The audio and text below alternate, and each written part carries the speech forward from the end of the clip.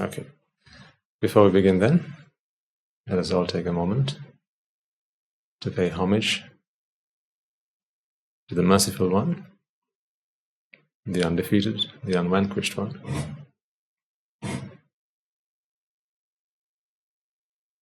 The Infinitely Compassionate One,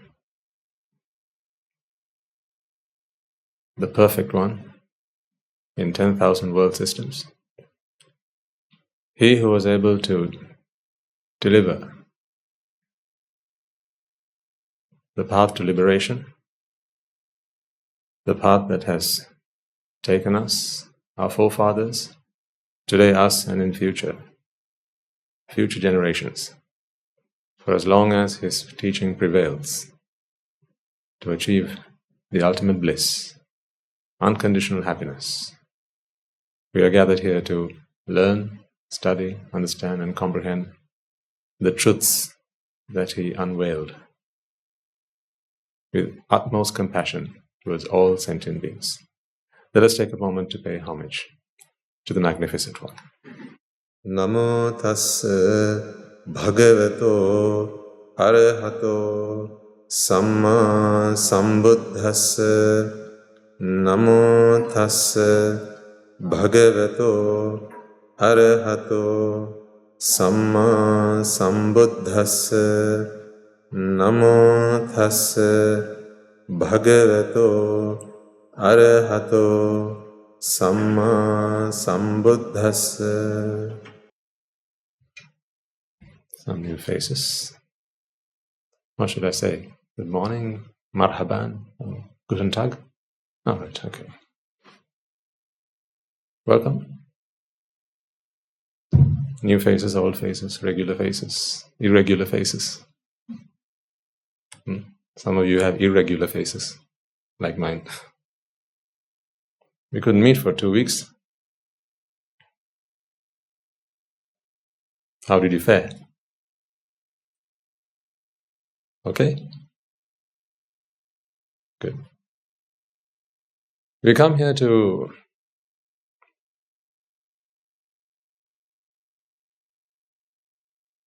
learn about the Buddha, learn about the Dhamma, and learn about the Sangha.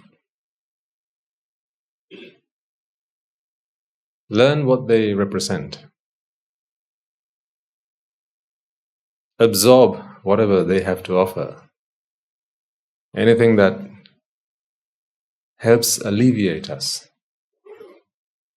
from the human condition. Despite our differences, whatever those differences might be, because in the modern world, people celebrate differences. They celebrate difference in complexion, race, creed, religion, gender. Here, we don't see all those differences because we look at the world from a very different lens. In fact, celebrating, acknowledging those differences has to be done nowadays, otherwise it is politically incorrect. You can find yourself in hot water. You have to be sensitive. Recently, I got the good opportunity to talk to someone who was helping us organize one of these talks to a new audience, a fresh audience. And I was quite surprised by some of the suggestions, guidance, and good advice, all in good light, that was shared with us. It made me feel like I was living in a time capsule. I explained to the person that it's been about 7 years since I ordained, and I haven't left the monastery. for any longer than maybe at most a day. And even when I did, it was only for the purpose of delivering one of these talks. And even then, I was surrounded by people just like yourselves who have immersed themselves in the truths, the Dhamma that we preach, or perhaps in a temple, in another monastery. And I feel like the world has moved on so much in those few years. So much so that listening to this person share, these were all tips, hints, good advice, suggestions about being culturally aware. It made me feel like when the rest of the world has moved on, I've kind of moved back into the Stone Age.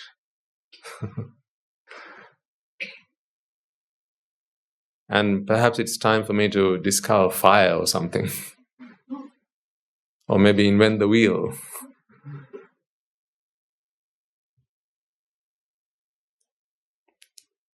And while I was very grateful and very respectful to those sentiments, and because it was all given very good intention, and time again, this person profusely apologized in any case if they had offended. And I said, no, please don't. It's for you to teach me what the world is like, and it's my duty to share with you what out of this world is like. So we have to meet somewhere in the middle so we can help each other out. Because to help people to jump into the sky, you have to first firmly place yourself on the ground, indeed. Even to rocket yourself into outer space, you have to take thrust by pushing down onto the ground. So if a rocket can't do that, then there's not a snowball's chance in hell that is going to get out into space. This explains why the Bodhisattva, the young prince in his final birth, the stories say that he deliberately chose. Now, today I see that, I interpret that in a different way, but I remember what my grandmother taught me as she struggled to feed me, running around the house. She was behind me, not I behind her, in case you wondered. How she taught me about the stories, she taught me the stories of how the Bodhisattva, he chose the time, the place, the mother, the clan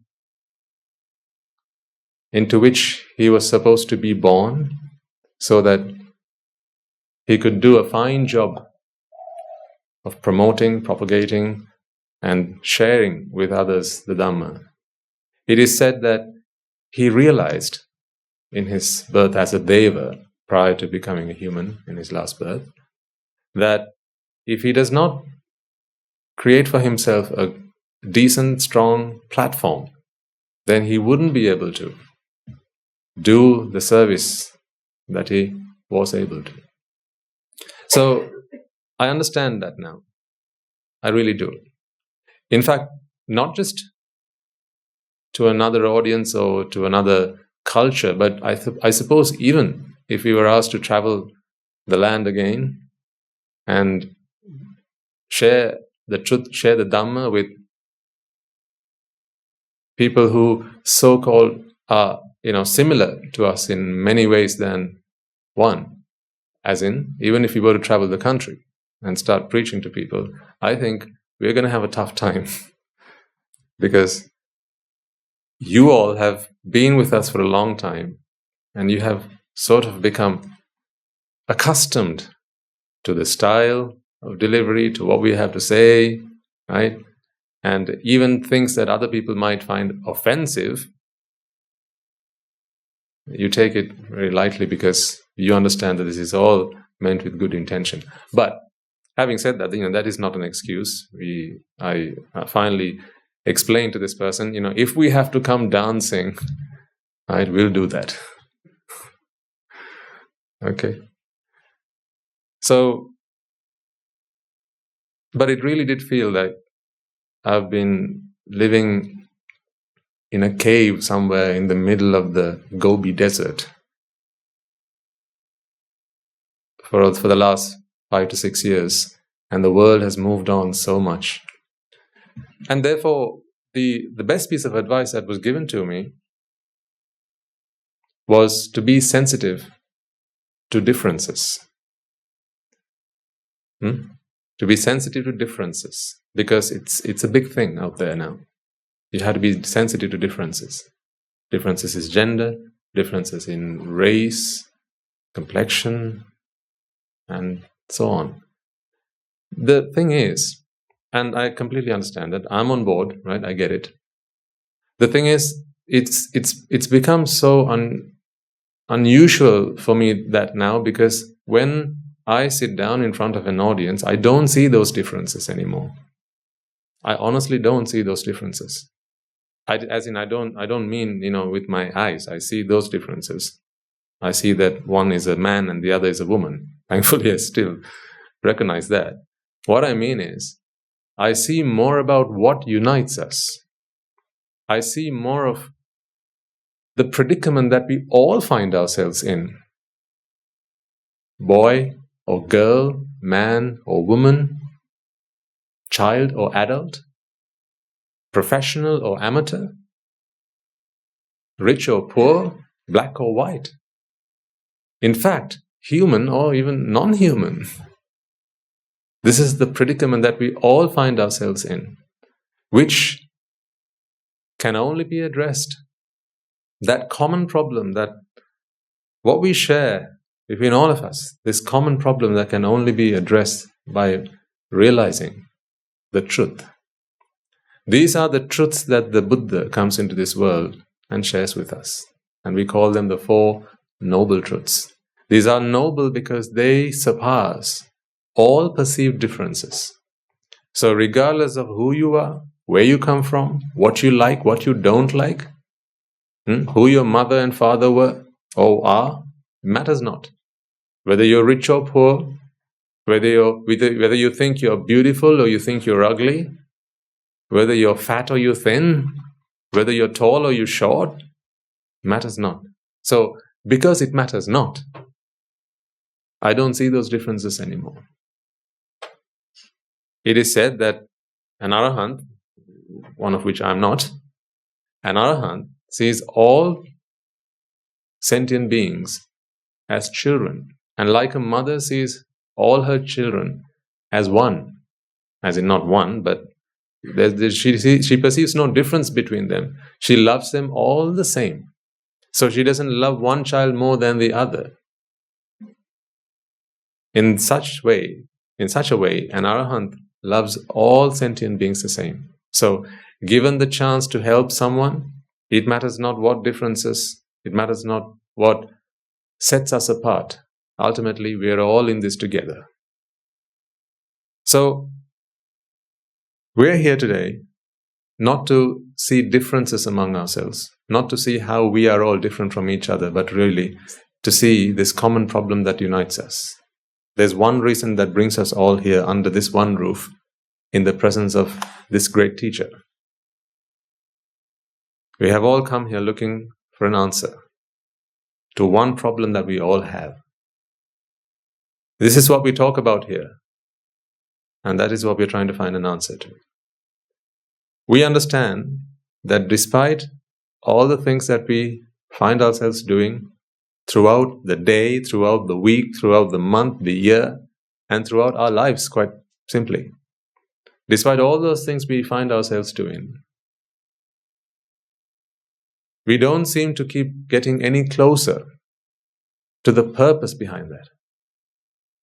You must admit that the reason that you keep on finding, you keep on looking for, you're always on a quest of discovery for new things, bigger things, greater things, more exciting things, more wonderful things, more intriguing things, is because the one that you found previously whichever order in this sequence, the one that you found previously did not float your boat. But you remain always hopeful that the next thing you're going to find is the one thing that you've been looking for.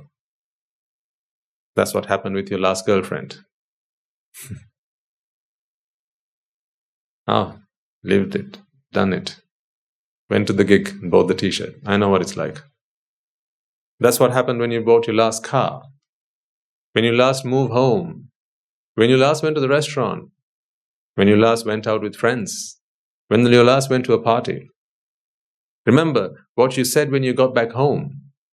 When you came back to rest, remember the things that you said. Remember the updates that you posted on your social media. And all the things that you shared with your friends and said, that was one heck of a party. That was the best thing that had ever happened to me.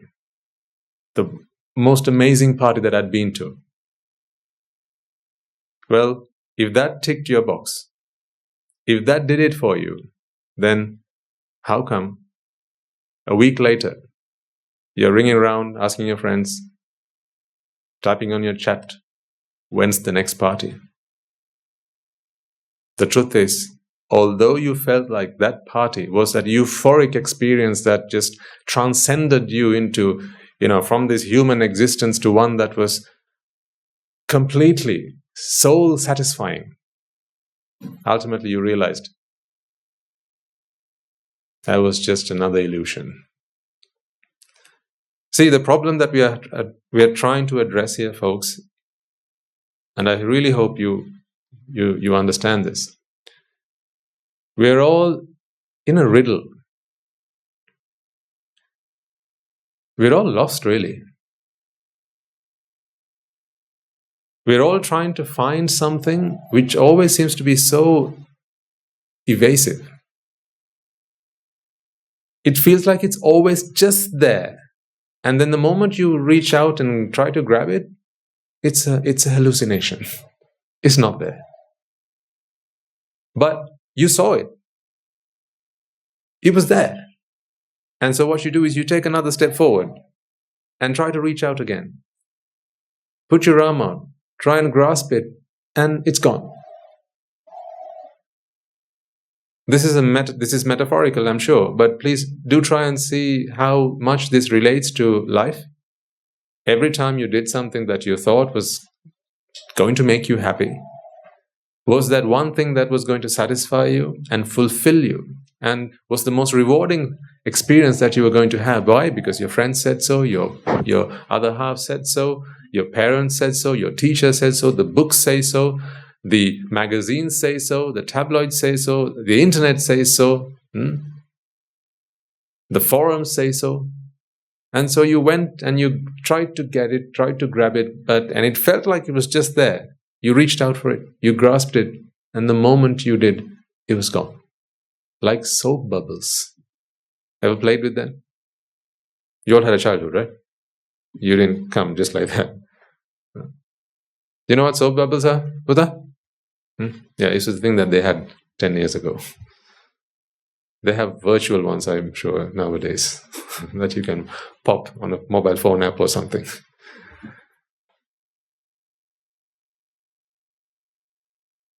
I'm sure they have that.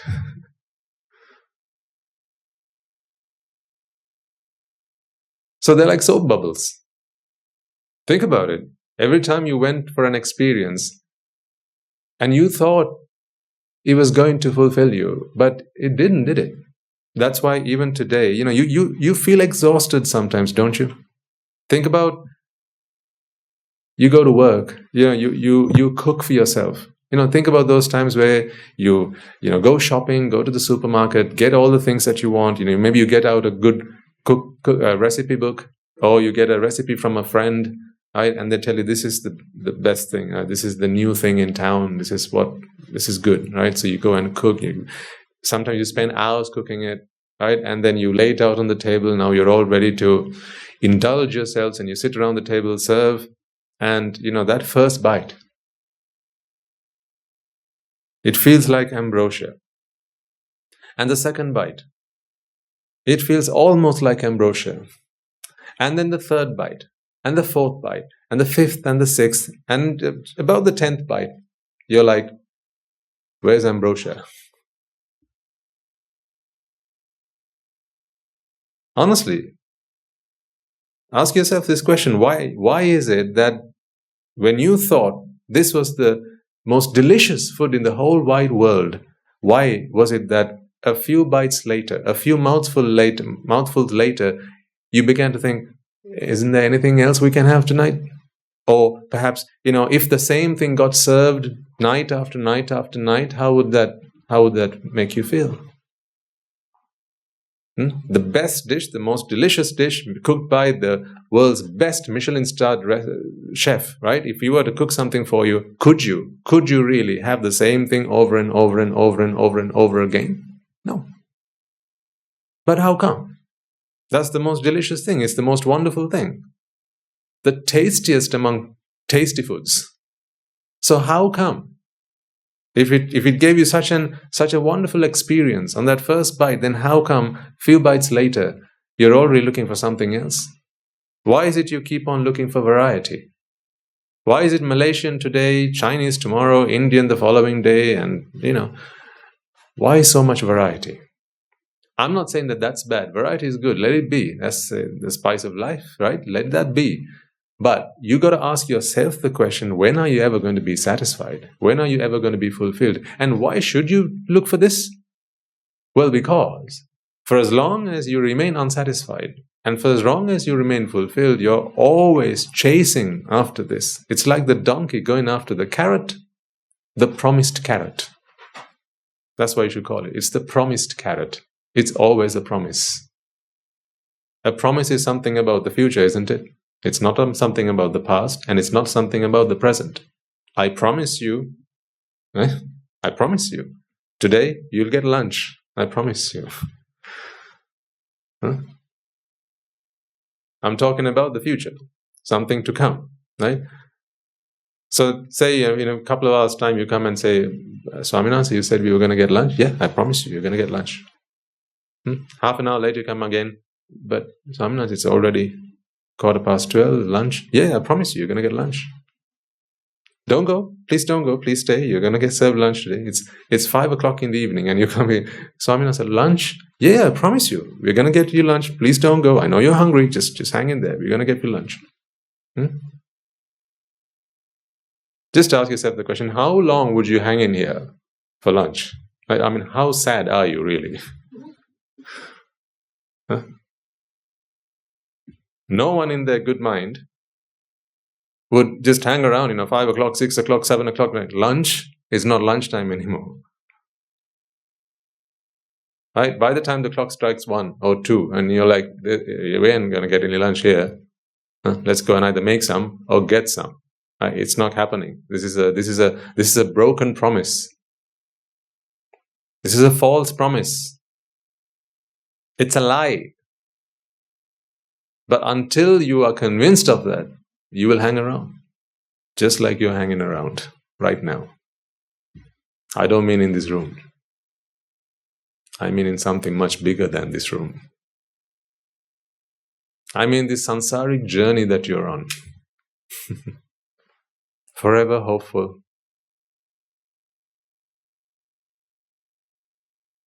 Helplessly hopeful. Hopeful, always hopeful that the next turn will help you get what you want. Just at the next turn, you're going to get it. Just at the next bend, you're going to find what you want. Take the next left and you'll get it. Take the next right and you'll get it. Someone seems to keep giving you these promises and you seem to keep going after it day after day after day. Aren't you exhausted by now? Honestly, I'm not trying to paint a gloomy picture of existence, although it might come across as such. All I'm trying to get you to do is to question this very existence that you're in. Right? We question what's beyond the stars, don't we? Right? This started long time ago.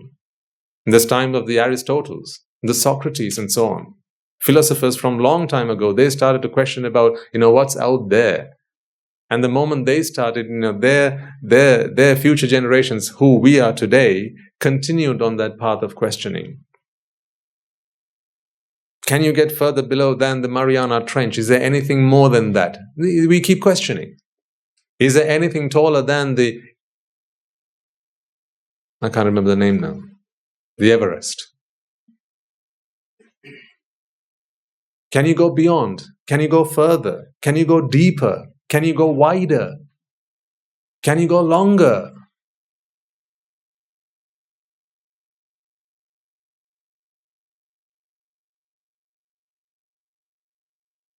We seem to think like this urge to keep discovering everything around us is somehow like a prized gift that we were born with. Science should be there, exploration, discoveries, let them all be there, because, they have helped us to live a comfortable life, surely. Back then people used to wear barks of trees around them, the skins of dead animals to keep themselves safe, okay? And they lived in caves.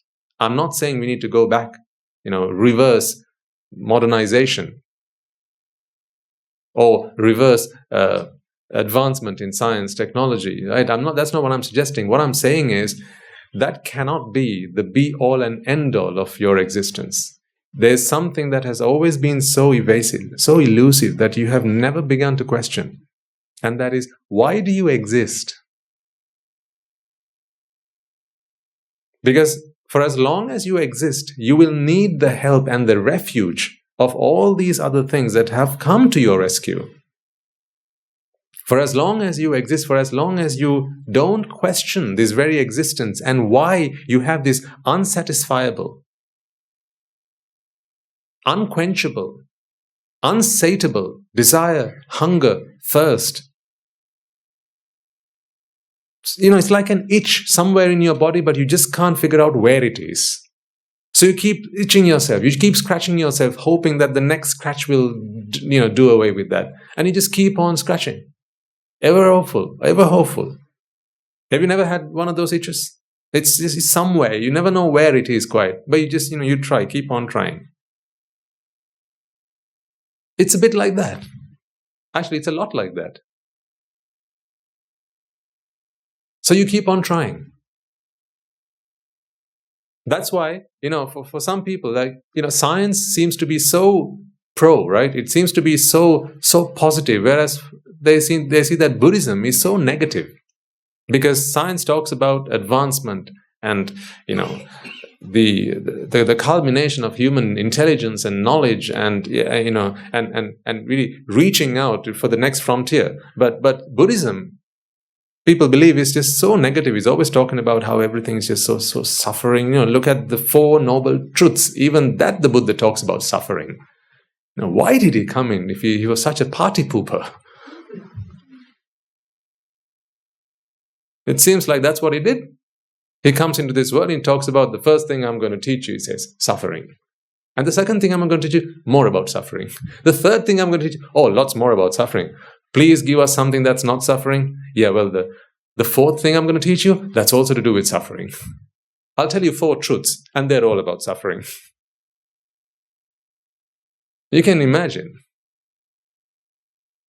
the response that some people would have had to that, unless you were in sync with what he was trying to say, unless you had the intelligence to understand what he had to say.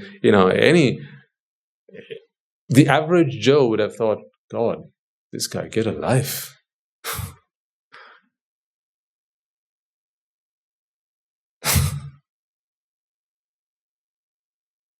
But what we don't recognize is that this is the problem that we all seem to, it affects all of us, but none of us are talking about it. It's the elephant in the room. It's there, but no one's talking about it. Everyone's talking about what we can do to alleviate the problems that are caused by it, but not it. We're not interested in the root cause. We are interested in the other causes. Not the immediate causes, not the root cause. Take the simple example. You want to eat something, You want to eat something because you think it's delicious, it's nice, it's lovely. You've seen the advert, you've seen the ice cream man, you heard it, and you thought, right, I need one of those things. Right? You walk up, you go to the restaurant, wherever, and you say, can I have some of this? And they say, sorry, run out. Oh, what about this? That too. Ah, this sold out. Ah, see? Now your problem is what you want isn't available. When did you stop to wonder? Perhaps it's the wanting that is the problem. We don't stop to wonder that. We don't stop to think about that. Because no one talks about that. Because if you did, then they'd have to pull the handbrake on evolution, on advancement, on what the next generations are coming to do. You'd have to pull the handbrake. You'd have to apply the brakes. Desire keeps us going. It's the fuel. It's the fuel that keeps advancement going, isn't it? Desire. Greed. Needing more, never being satisfied. In fact, these are some of the things that you might be expected to say at a job interview. Tell us about yourself. Oh, I'm this go-getting kind of person. I'm never satisfied with results. I just want more. I always want to keep pushing myself. Excellent. He's the kind of person we want.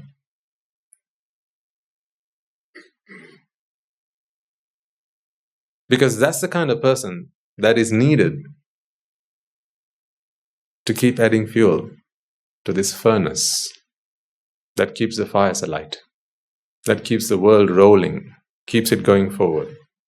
In those days, people used to walk barefoot. Today, we have shoes, we have footwear, we have headwear, look at all the things we adorn ourselves with. And it's still not enough. We walked on foot. Then we got on cows and horses.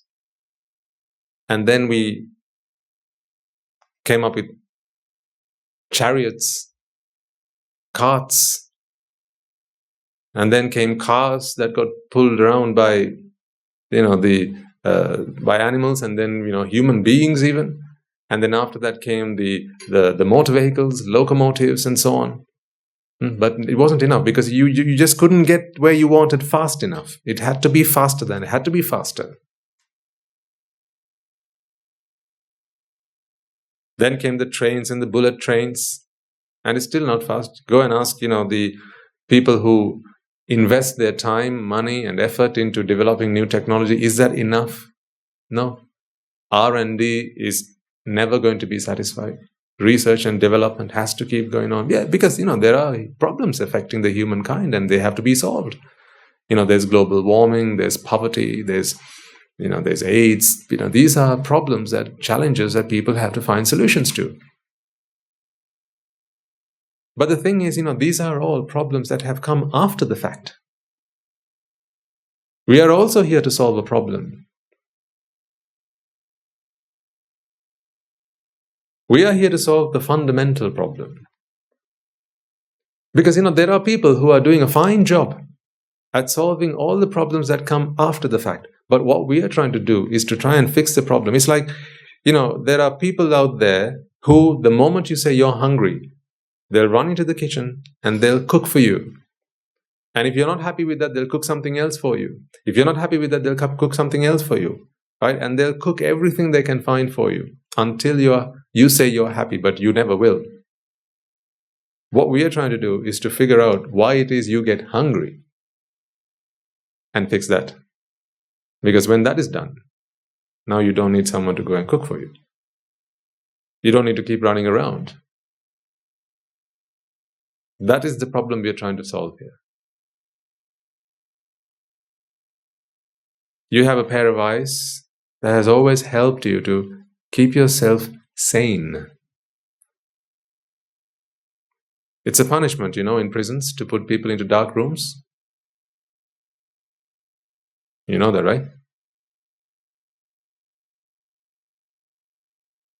A while back, we visited prisons to talk to those people and to help them to find, to give them a solution to that problem.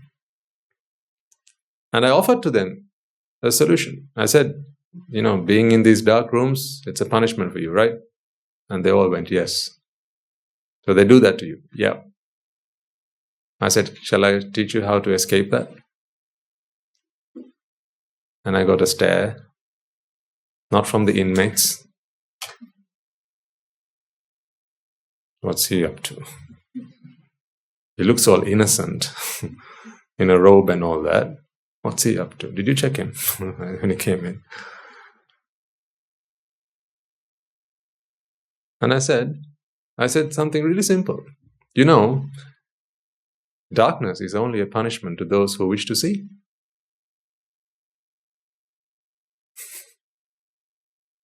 That's all you have to say. That's all you need to get out of prison. Isn't it? Yeah. Darkness is only a punishment to those who wish to see. Silence is only a punishment to those who wish to hear and listen.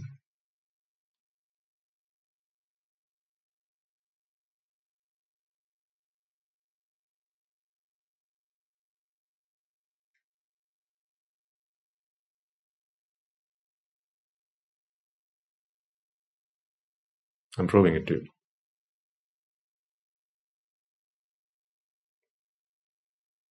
Suffering? Enough? No. When you're there waiting to hear what's the next thing he's going to say. We paid for this. Come on, say something. I didn't come here to just watch you sit down there like a duck. Say something. Right? When you're there, sat down there, just waiting for me to say something, that's a punishment. Remember, it's not me who's inflicting that punishment on you. You're doing it yourself. This urge, this desire, your wanting for something is your weapon for yourself, is the punishment that you impose on yourself. That is why what we are trying to do is to help you free yourself from that unsatisfiable desire. To free yourself, to liberate yourself. Not from me, from yourself.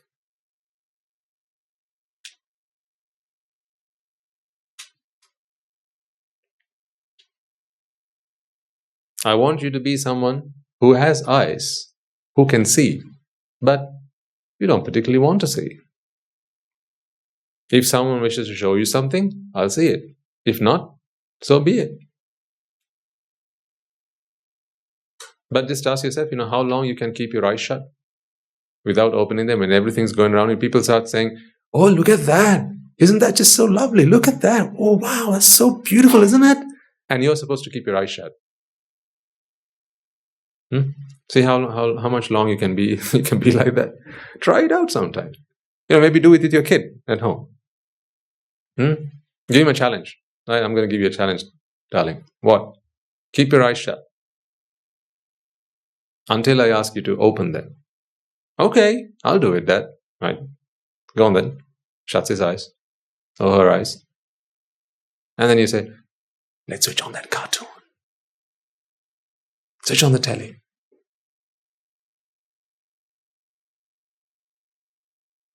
And then in the rest of you at home, you go, oh, look at that. So cute, isn't it? So beautiful.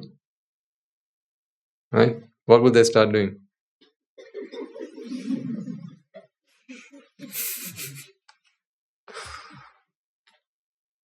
Why? Because you taught your kid math. That's why. Because you taught your kid how to count. You taught your kid science. You taught your kid biology and chemistry and physics. But you know what you didn't teach your kid? The Four Noble Truths. That's why. You didn't teach your kid how to remain unflustered, unbothered, untroubled. So today, when something's going on, when something tries to draw their attention, they are drawn. They can't help it.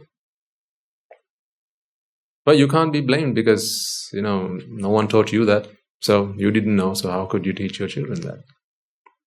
That's what we do here. We teach you how to achieve unconditional happiness.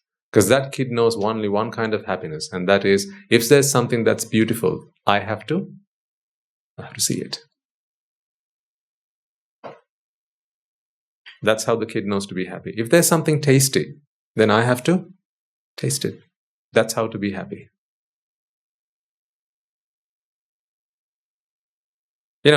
Just think about it. When you were kids, when you yourselves were kids, right? And you wanted something, you went crying to your mother, your father, your brother, whoever, right? I want that. And said, no, you're not having it. I want it. No, you're not having it. Remember how it ended?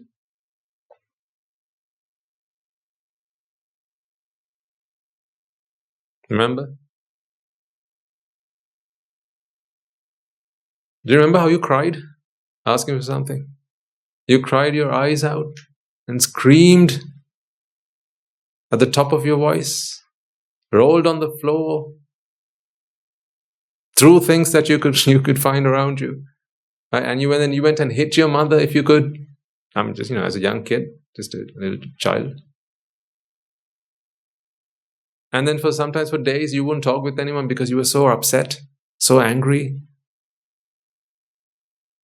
And what they did do after that was, if you want this, you have to do this first. That's what they said. Right? You want a bike? Pass your exam first. Want to watch TV? Do your homework first. So that's how we learned. We learned that there was always a way to get it. Right? We just had to learn how to. Look, this is life engineering. Okay? I'm trying to help you relive your life and learn important lessons that you should have, but you didn't because you learned math. That was the important thing for us to learn: math and science and physics and biology and chemistry and this. But it was never important for us to find out the truths, the absolute truths of what unites all of us together, what makes us all one in this game. So let's go back to take our own lives, get into the lab of life and learn from those experiences. When you were a kid, remember what you were taught. If you wanted something, you had to sacrifice something else. That's what you were taught. So if you wanted X, you had to give up Y. So if you did your homework, you could get your bike. If you went to the temple, then you could come home and play your video games. But you were never taught why you wanted to watch video games, so that you could free yourself. You were never taught why you wanted to watch TV. And perhaps if there was a way you can break free from that, that was not what was taught. You were taught to do business. You were taught to trade, one for the other. So in trade, you have to learn what's valuable and the value of things. That's why then, when you were younger, you had those stickers, right? Sports personalities, you had stickers, the cricketers and basketball players and athletes and so on. So you'd exchange them with your friends. So for chocolate, you'd give up Sanjay Surya. For a packet of biscuits, you give up Aravinda de Silva. Yeah. See, this is what we learned. Trade. So in trade, you have to learn the value of things. So immediately, things started to have value. There were valuable things and there were not so valuable things. But you didn't stop to realize, how come the other person is willing to trade something that you find is not valuable with something that you think is valuable? You didn't stop to wonder that value was simply something that I placed on the object. It was not something that was intrinsic. Because if it were, then you couldn't trade. How come this guy, is he an idiot? He's giving me his chocolate for Sanajazuri. What's he like? You thought that was a good deal, didn't you? You thought that was a good deal? Or you traded Marylebone Square for Leicester Square. Or maybe Pall Mall for Regent Street. What am I talking about? Yes, thank you. Now that's one I haven't played yet. I know. You can teach me one day. Don't worry, we'll have all the time in the world, won't we?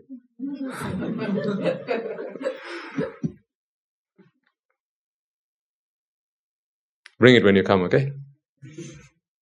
You can pack your sarong and your Pokemon card pack. We'll give you everything else. Yeah, I wish I had that kind of childhood. The kind of childhood this young boy has and these young children. They get to learn from the greatest teacher at such a young age. Because their parents have realized that it's not math that teaches them how to be happy. Math teaches you how to value and how to calculate, how to add, subtract, divide, and multiply the things that you think are valuable. So then you can trade with each other. You can exchange things that are of value. You can take it onto the stock market. You can take it to the exchange bureau and trade with someone. That's what math helps you do. But math doesn't teach you why you wanted it in the first place. So really, what math does is it helps you exist. It doesn't teach you why you exist. So existence is a condition. And for as long as existence prevails, now you have an existential problem.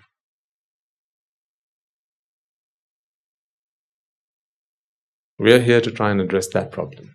The fundamental problem. Folks, if you get this, once you understand this, once you realize this, you are free. You will no longer have to depend, rely, beg, borrow, or steal from someone, from anyone, your happiness. Right now, there are people at this very moment who was probably on one knee begging for happiness from a girl. Please make me happy. In exchange, I give you this ring. And the funny thing is, she says, okay. You got to wonder why she says okay. Because in her mind, she's thinking, finally, I've found someone who can make me happy. Idiot.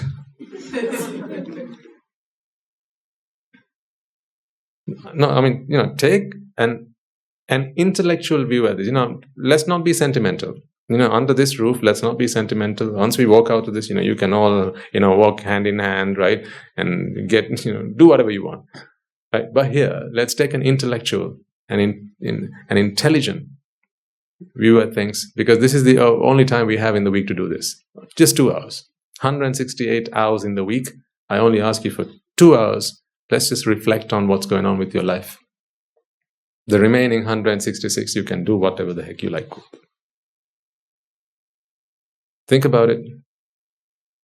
For someone to go and beg at someone else's feet, please make me happy. The only reason that the other person says okay is because she or he is not happy himself or herself. And so they say, all right, well, let's trade then. You give me what I want, I'll give you what you want.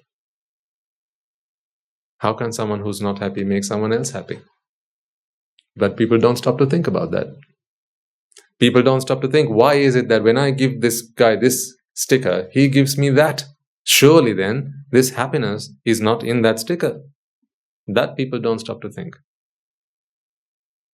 Now that's just a very simple example. Now, fast forward life And now you're adults. Think about what you do right now as adults. Again, in the name of happiness, it's simply, in the namesake, it's a namesake. That's why I said right at the start, it's always been so elusive. It feels like it's there because everyone says it is. Everyone says it is. So it feels like it's there, but then you go and you try and grab it and it's just a hallucination. It feels like it.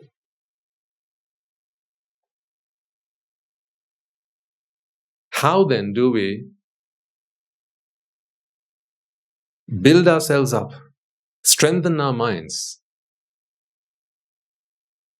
liberate ourselves, so that our happiness is not dependent on what others choose to do or choose not to do?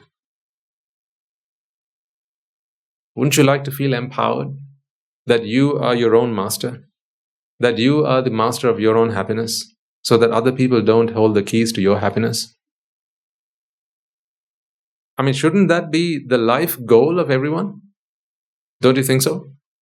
If that is what people commit their lives to, if that remains the purpose throughout, right from start to end, right? A young infant, a newborn baby cries because it's not happy about something.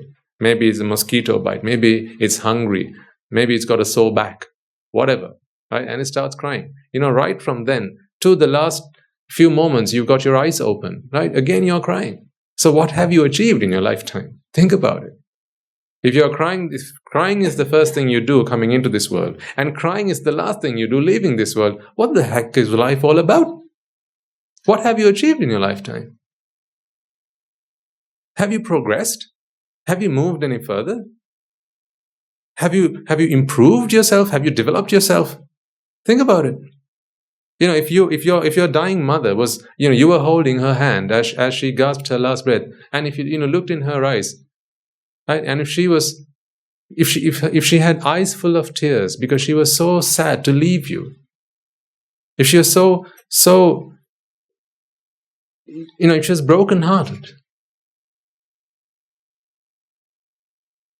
if she was in so much pain, I don't mean physical pain, I'm talking about the mental pain. And she was holding your hand just, like, I'm never going to let you go. And, begging to the doctors, can you make me last for a few more minutes so I can be with my family, so I can be with my loved ones, so I can be with all the things that make me happy, so I can be with my pet, so I can be with my son, so I can be with my daughter, my husband, my wife, my children, my house. I have to leave all this now. Please, can you let me live another day? Crying and again begging, borrowing, stealing. What has that 70 years of living achieved? If you come into this world crying, and if you have to leave this world crying, folks, distance traveled, 1,000,000 miles. Displacement, 0.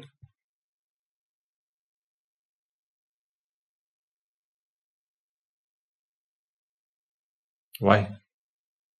You don't have to be like that. You don't have to be like that. If you came into this world crying, that's not your fault. But if you leave this world crying, oh boy, you're a sad, sad, sad person. It's completely and utterly your fault.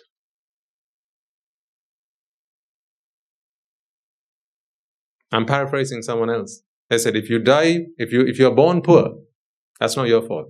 But if you die poor, that's yours.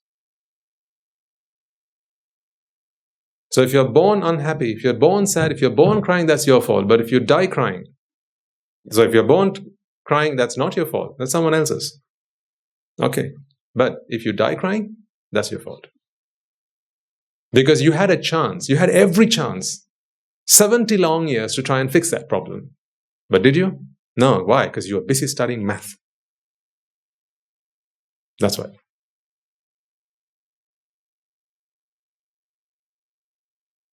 No, I haven't got anything against math. I'm just...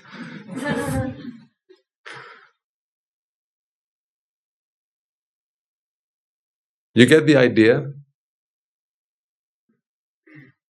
I don't want you to die crying, folks. Is that okay for me to be like that? Is that okay that I care about you like that? I don't want you to die crying. I want you to die happy. But people don't even like to talk about dying because it's so, let's not talk about death.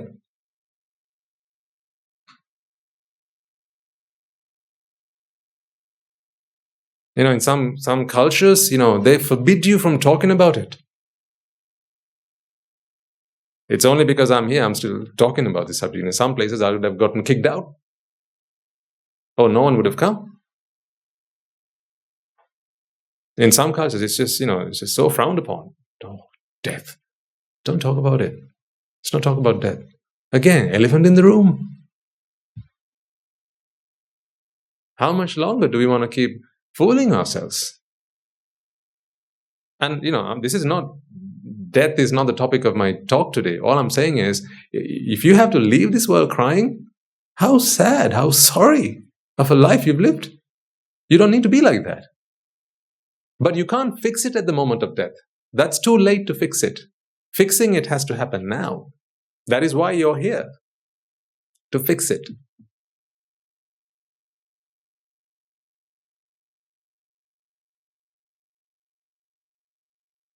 To fix it now. And to fix it now, you just need to understand the truth. That's all it is. The magic of the Dhamma is there's only one thing you need to do, and that is to understand, is to realize the truth. After you realize it, everything else just happens automatically.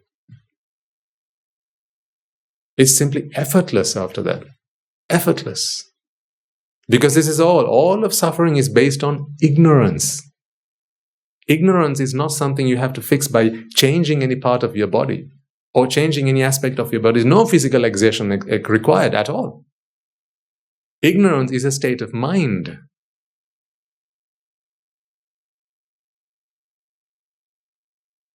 Ignorance is a state of mind. If you don't know what this is, all you got to do is ask me and I'll tell you.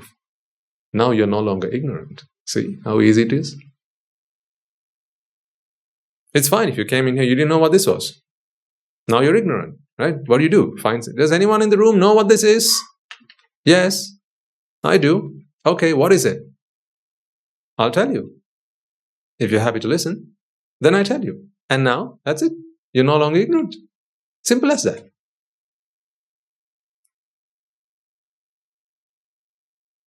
Isn't it so wonderful that all of suffering is based on ignorance? What if it was based on the fact that you had an arm?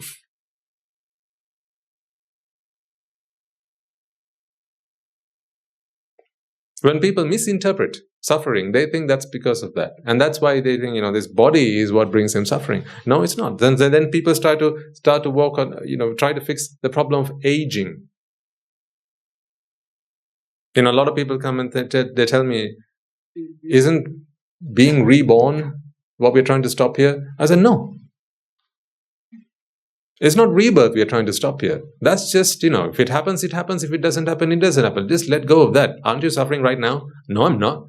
Well, aren't you suffering wanting to know whether rebirth exists?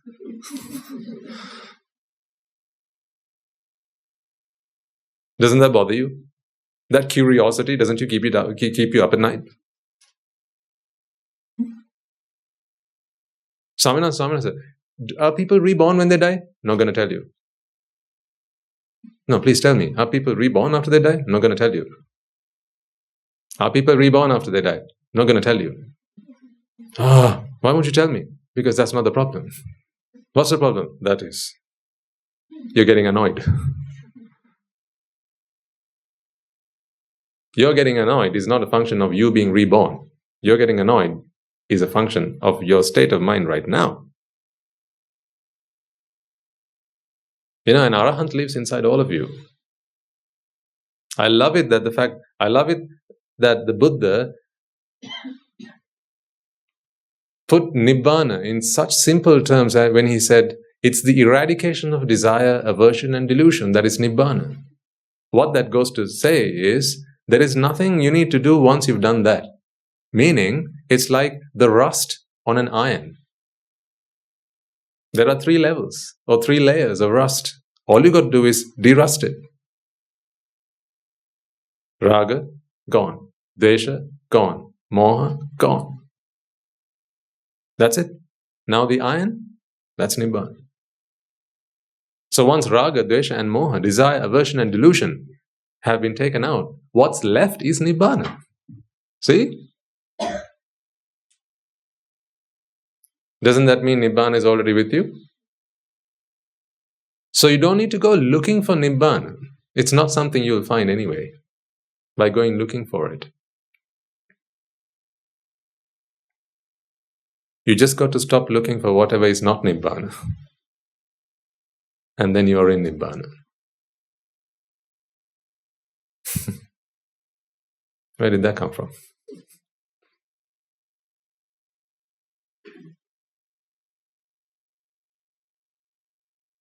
There was one day once upon a time, there was a man who was carving a rock. He's a sculptor. Someone goes and asks him, "What are you doing?"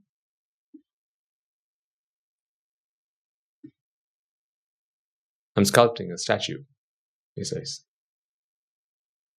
"Okay. Of whom?" "The Buddha." "Oh. So what do you do?" So this man is sculpting a rock, or he's chiseling away at it. And then he gives a wonderful answer.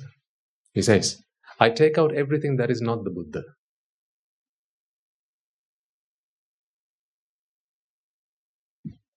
What remains is the Buddha. That's what I'm asking you to do. Inside each of you is the Buddha. I'm trying to help you take out everything that is not the Buddha. Desire, aversion, and delusion are not the Buddha.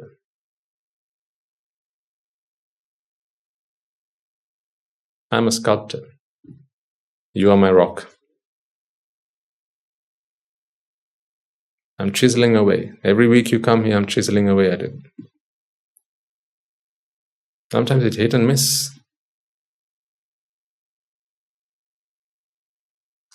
Sometimes there are more misses than hits. Especially if while I'm chiseling away, you're going that.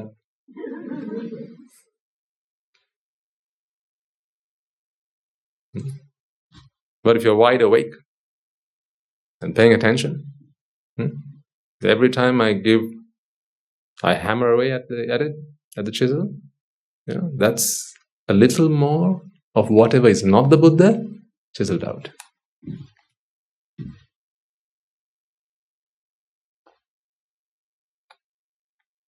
So there's a Buddha inside all of you folks.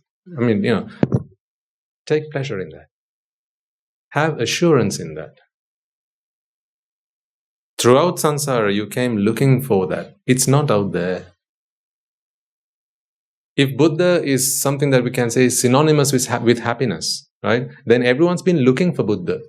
But they've been looking outside for it. They thought the Buddha can be found in an ice cream. Buddha is happiness after all. It is happiness. Buddha is happiness. They went to the theatre looking for Buddha. They went to the party looking for Buddha. They went to the drama looking for the Buddha. They cooked a 7-course meal looking for the Buddha. They got on a flight and went to another country looking for Buddha.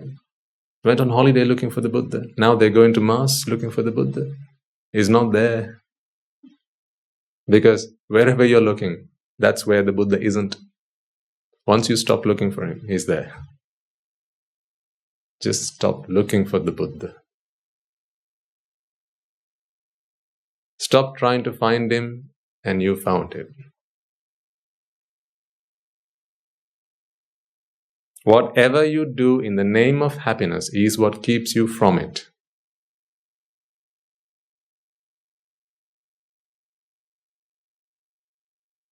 Because happiness is already within you. Think about who an Arahant is really. Just to make sense of what I'm trying to get across to you folks, who is an Arahant? Really, the question should be, what is an Arahant? Yeah? Because it's not who is a Buddha, but what is a Buddha? An Arahant is a mind. a mind that minds its own business. A mind that just serves the purpose that the mind comes into this world.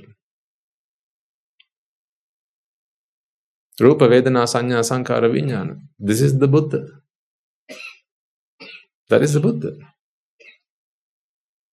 Anything above, over and above that, anything more than that, now you've stepped out of Buddhahood.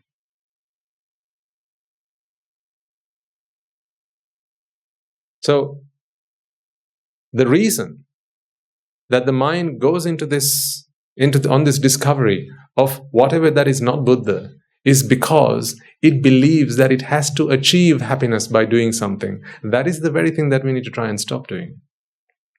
Think about, how you live your life. And as I said, go back to your childhood and, keep coming and going a few times. And then you'll realize all the things that you've been doing, trying to find the Buddha. If really someone says, what is the purpose of everything you've done in your life? You could simply say, I was looking for the Buddha. So really, you're all bodhisattvas. No, fair dues. We're all bodhisattvas. Everyone's a bodhisattva. At the end of the day, everyone's a bodhisattva. Whether you're a Muslim, whether you're a Christian, whether you're a Hindu, whether you're a Buddhist, right? We are all bodhisattvas. We are all looking for happiness. We are all looking for Buddha.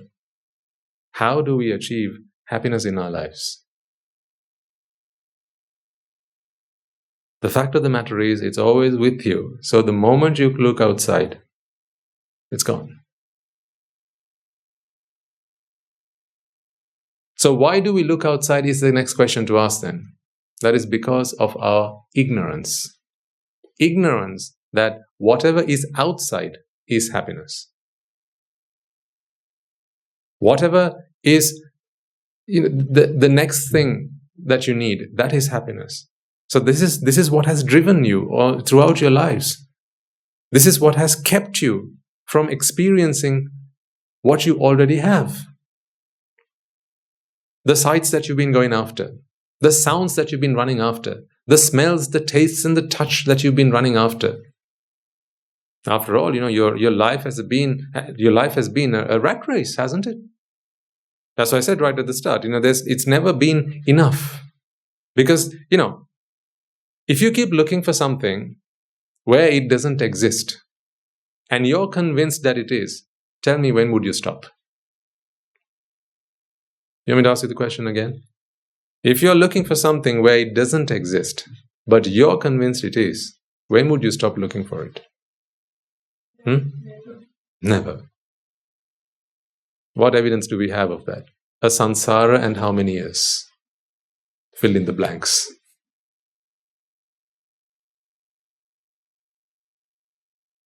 You've been looking for something where it doesn't exist. That was the problem. That is the problem. That has been the problem. You're looking for Buddhahood outside. That's why, if someone comes here, they wish to be an anagarika, right? They wish to be an anagarika, or they wish to be a Swaminahansa one day, a monk, become a monastic, right? And sometimes, people come and say, I really want to be a monk. Why? Why do you want to be a monk? Because I think monkhood will give me happiness. Sorry, wrong number.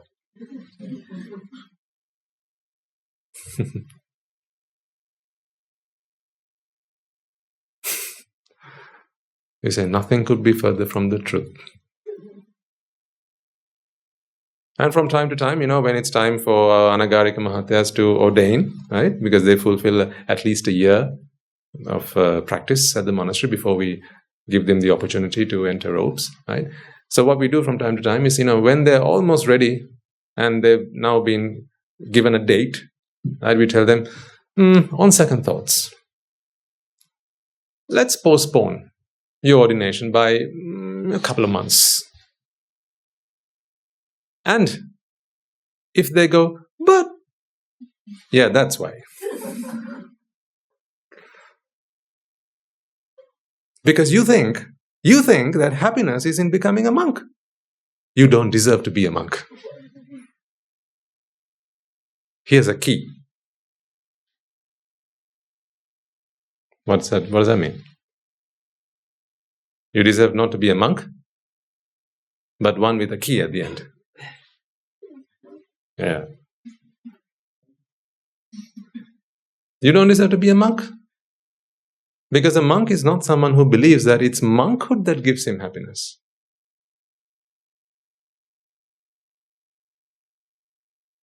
That is not happiness. Because then again, you've outsourced your happiness, haven't you? Then again, your teacher decides whether you're happy or not. No. Or your preceptor, monk. He's supposed to now decide whether you're happy or not. No, the Buddha doesn't teach us that it's the Buddha that makes us happy. No. He says, I show you the path. You achieve your own salvation. You achieve your own liberation, your own happiness. I'm not responsible for that. Therefore, I'm not going to give you happiness, and neither am I going to take away your happiness. It's always been with you. I'm just trying to teach you that. So, one of our tests for whether an Anagarika Mahatma is ready to become a monk is at any point we say, no, another couple of months, 3 more months, 6 more months. They should be able to go, as you wish, Swaminatha, whatever you say. Because if we are able to take away their cool by saying that, now you might think, that's harsh, Swaminatha. They've done a whole year's worth of training, and how could you do something like that to someone? Yeah, that's why we do things like that to others. Because we want to ensure and empower them. We want to make sure that they are fitting material to become a monk. Because a monk is not someone who hangs their hat of happiness on another person's hanger.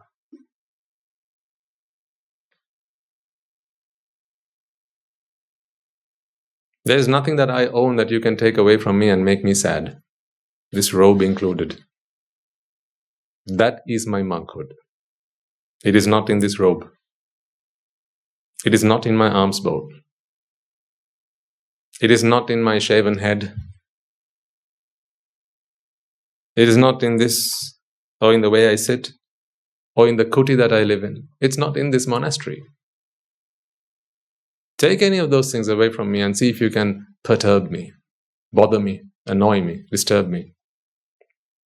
If you can, I have not ordained yet. You got that? If you can do that, I am not ordained yet. My ordination is my understanding that all things are equal. Shaved head, full head. Robe, trousers. As I said, this is custom. I'm in a robe because that's what monks are supposed to be in. It's an easier life, I give you that. No more ironing, no more, spending hours trying to dry it. None of that. No more pulling up a zipper and all the things that can go wrong when you try and do that. Gents in the house, you know what I'm talking about. No more checking whether it's a zip or a button. None of that rubbish. None of that nonsense. Simple, very simple life. In that simplicity, life has been a lot easier as a monk. That I can give you. I don't need to bother about washing my hair. I don't do that. I wash my head, not my hair. Don't have to gel my hair. Don't have to brush my hair. Don't have to tie my hair. Don't have to color my hair. Because I don't have any hair.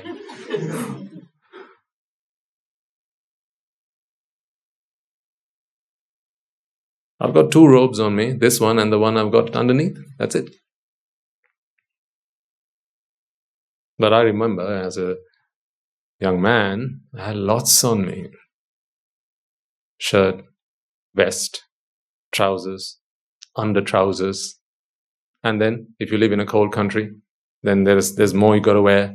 And then socks. And then slippers or shoes you got to decide depending on, how people expect to see you. Yeah. Some places you can go in slippers, other places you have to go in shoes. Here. Here, if they see you in shoes or slippers, then they frown at you. But hey, you're a monk. Why have you got shoes on? Simple. That's not to say, if I have to wear slippers, I'll wear slippers, because if there's something that can hurt me, then I'll wear it. But no one expects me to do that. So this lifestyle is simply for convenience. But my happiness is not in any of these things. You can take any of these from me and you can't bother me.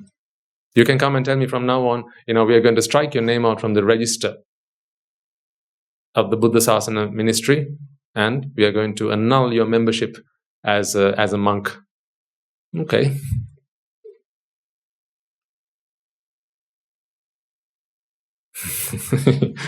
If you want to do that, do that. Don't bother me. Because that is, my monkhood is that, folks. It is having an unshakable mind. Unbothered. It's not a case of, I don't care about anything else. Don't care. There's water spilled on the floor. Don't care. Someone's going to die and don't care. There's a snake in the room and someone might get bit. Don't care. It's not that. No, it's not about not giving a rat's ass about anything. It's not that. Why am I here? Is it not because I care? I care a lot about suffering minds. That's what I care about. I care a lot about suffering minds. I care a lot about the fact that Jati has still got you. That Mara is still playing tricks on you. That's what I care about. I care about the fact that you are still struggling to achieve Buddha. I care about that. That is what metta is. Compassion, loving kindness. The desire to help people free themselves from the torture that they inflict upon themselves, not others. If someone brings a gun and holds it next to your head and says, I'm going to shoot this person. If you want, you can stop me, Swaminatha. I'm like, no, you do what you have to do. I'll do what I have to do, and I'll talk the Dhamma to you. Let him do what he has to do. I'll do what I have to do. You do what you have to do. It's his job to decide whether to pull the trigger or not. It's my job to help you understand that there is no one here to kill anyone. You understand what I'm saying? These are all perceptions of the mind, that there is someone trying to kill me, which is also someone. This is a self-perception, right? I'm going to try to talk to you and convince you of that. You can decide whether you want to look at that guy and start sweating and almost faint before he pulls the trigger, or you listen to me and realize the truth. So each of us have a role to play. I'm here to play my role. Someone comes running to you with a knife in hand trying to stab you. I'm not going to stop that person. I'm going to stop you. That's who I'm going to stop. That's who the Buddha stopped. Remember Angulimala's story? And when Angulimala comes to the Buddha and says, you asked me to stop when you are running? And the Buddha says, no. I've stopped. You're still running. I'm here to help you stop. I'm here to help you stop doing things that is none of your business. That's what he meant. This mind of yours is doing things that is none of its business because it's not minding its own business. So I'm going to help you stop. That's why, folks, we all have a purpose here. You have no idea how fortunate you are to have been born human beings. You have no idea. You have no idea how fortunate you are to come across the noble association that you have. Someone brought you here. Someone helped you here. Someone talked to you about coming here. I don't mean here. I mean here. To listen to what the Buddhas come into this world to share with us. That here. It doesn't have to be this monastery. It doesn't have to be from me. It doesn't have to be in this voice. It doesn't have to be in these words. But here. Here, here, here.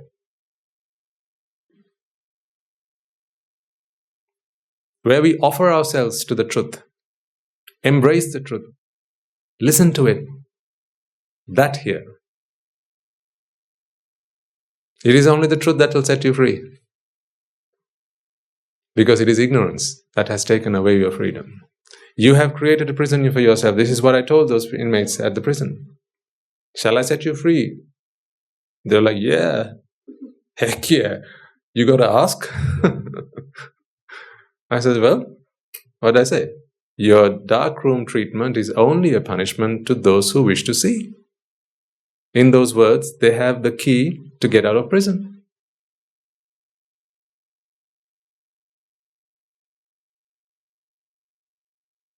Two sermons later, they said, don't come again. No, I mean, fair enough, right? You couldn't give the prison treatment if people like us, us no-gooders go there and start talking to people about how, because, they don't permit physical torture in prisons. You can't hurt someone physically. So you have to correct them by using other methods. You can only try and fix the mind. But they don't really fix the mind, they try and punish the mind. That is what prison is, punishment of the mind. But it is no one that can do that to you, only you can do that to yourself. And I know in some prisons what they do is they'll put you into a room and then they start playing at all sorts of all sorts of sounds which are really difficult to listen to. They're not very melodious, they're very distorted sounds, and it can really get you. And sometimes they'll play the noises of crying babies. That's a punishment. Yeah, it's a torture technique. Someone told me they use it at CIA. A torture technique. They put you in a box. You have to get into the box, right? And then after that, they play noises of crying babies. Apparently, that really gets on your nerves. Because why? Why? Because you don't like to hear the sound of crying babies. That's why.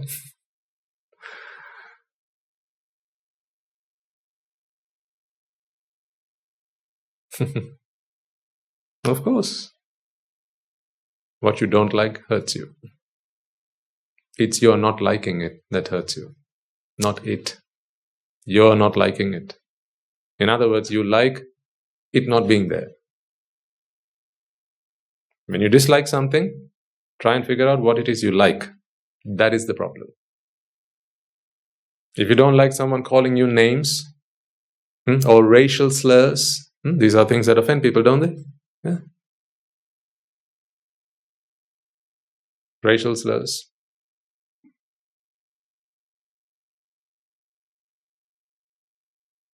I mean, if you are of black complexion, there are lots of words that could be used to offend you, right? If you are of fair skin, so there are lots of words that can be used to offend you. No, I disagree. It's not the word that offends you. It's not the word that offends you. You cannot be punished without your permission.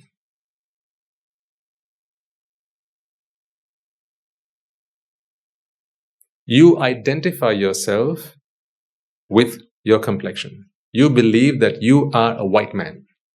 You believe that you are a black man.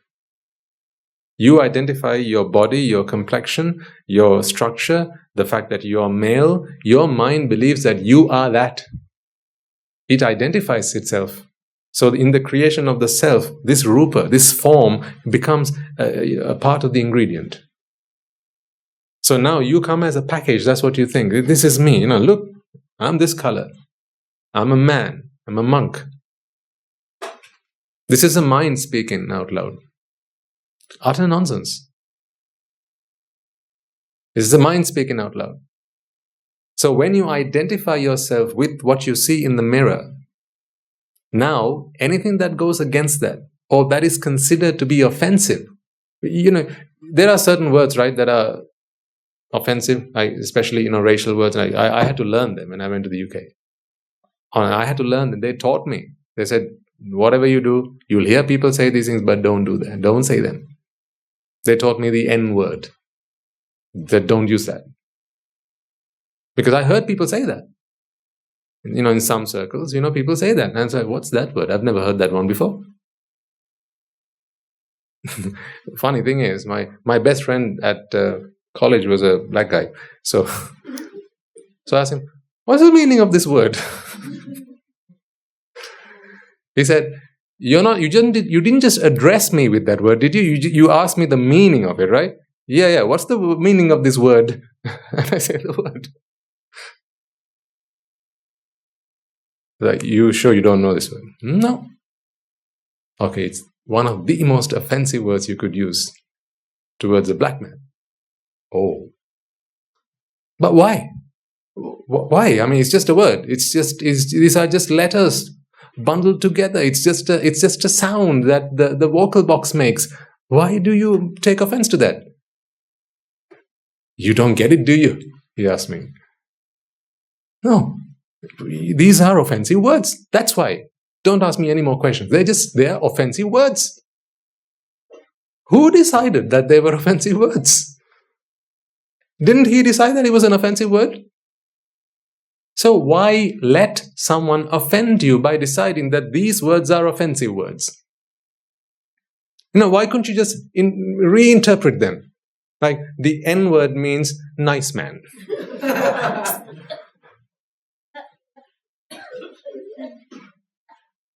Just reinterpret, because you're the one who interpreted them. Who stopped you from interpreting it the first time you did? So who's going to stop you from interpreting it the second time you're doing it? Just, come up with your own interpretations. Any swear word, right? If someone comes up to you and says swear word, you have your own interpretations of them.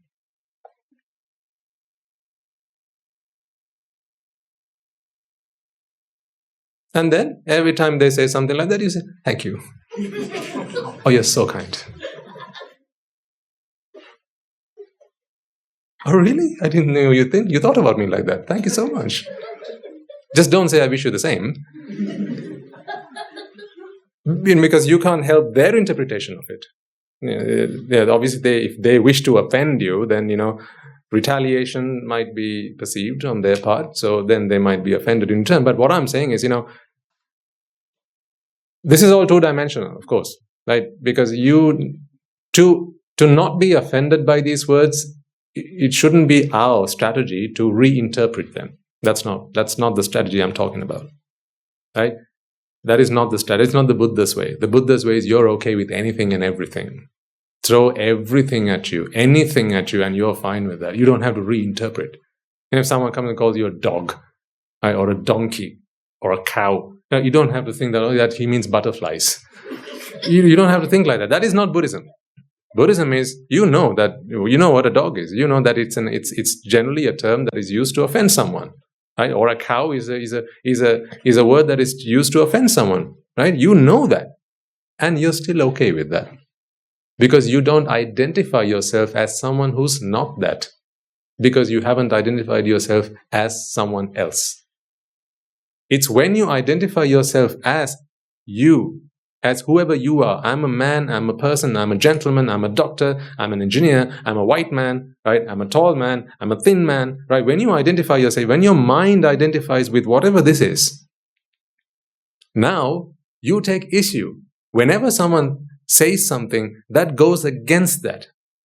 But it's not the mind's business to identify with any of this. We do it for convention, of course.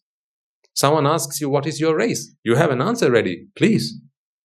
Someone asks you, what is your religion? Have an answer ready. Someone asks you, are you black or white? And they give it on the box, right? Tick your whatever, ethnicity, your race, whatever.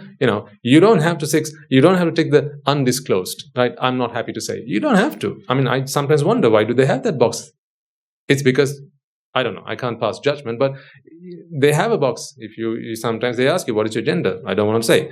Prefer not to say. What is your race? Prefer not to say. What is your color? Prefer not to say. If you ask me, I have no problem saying who people think I am.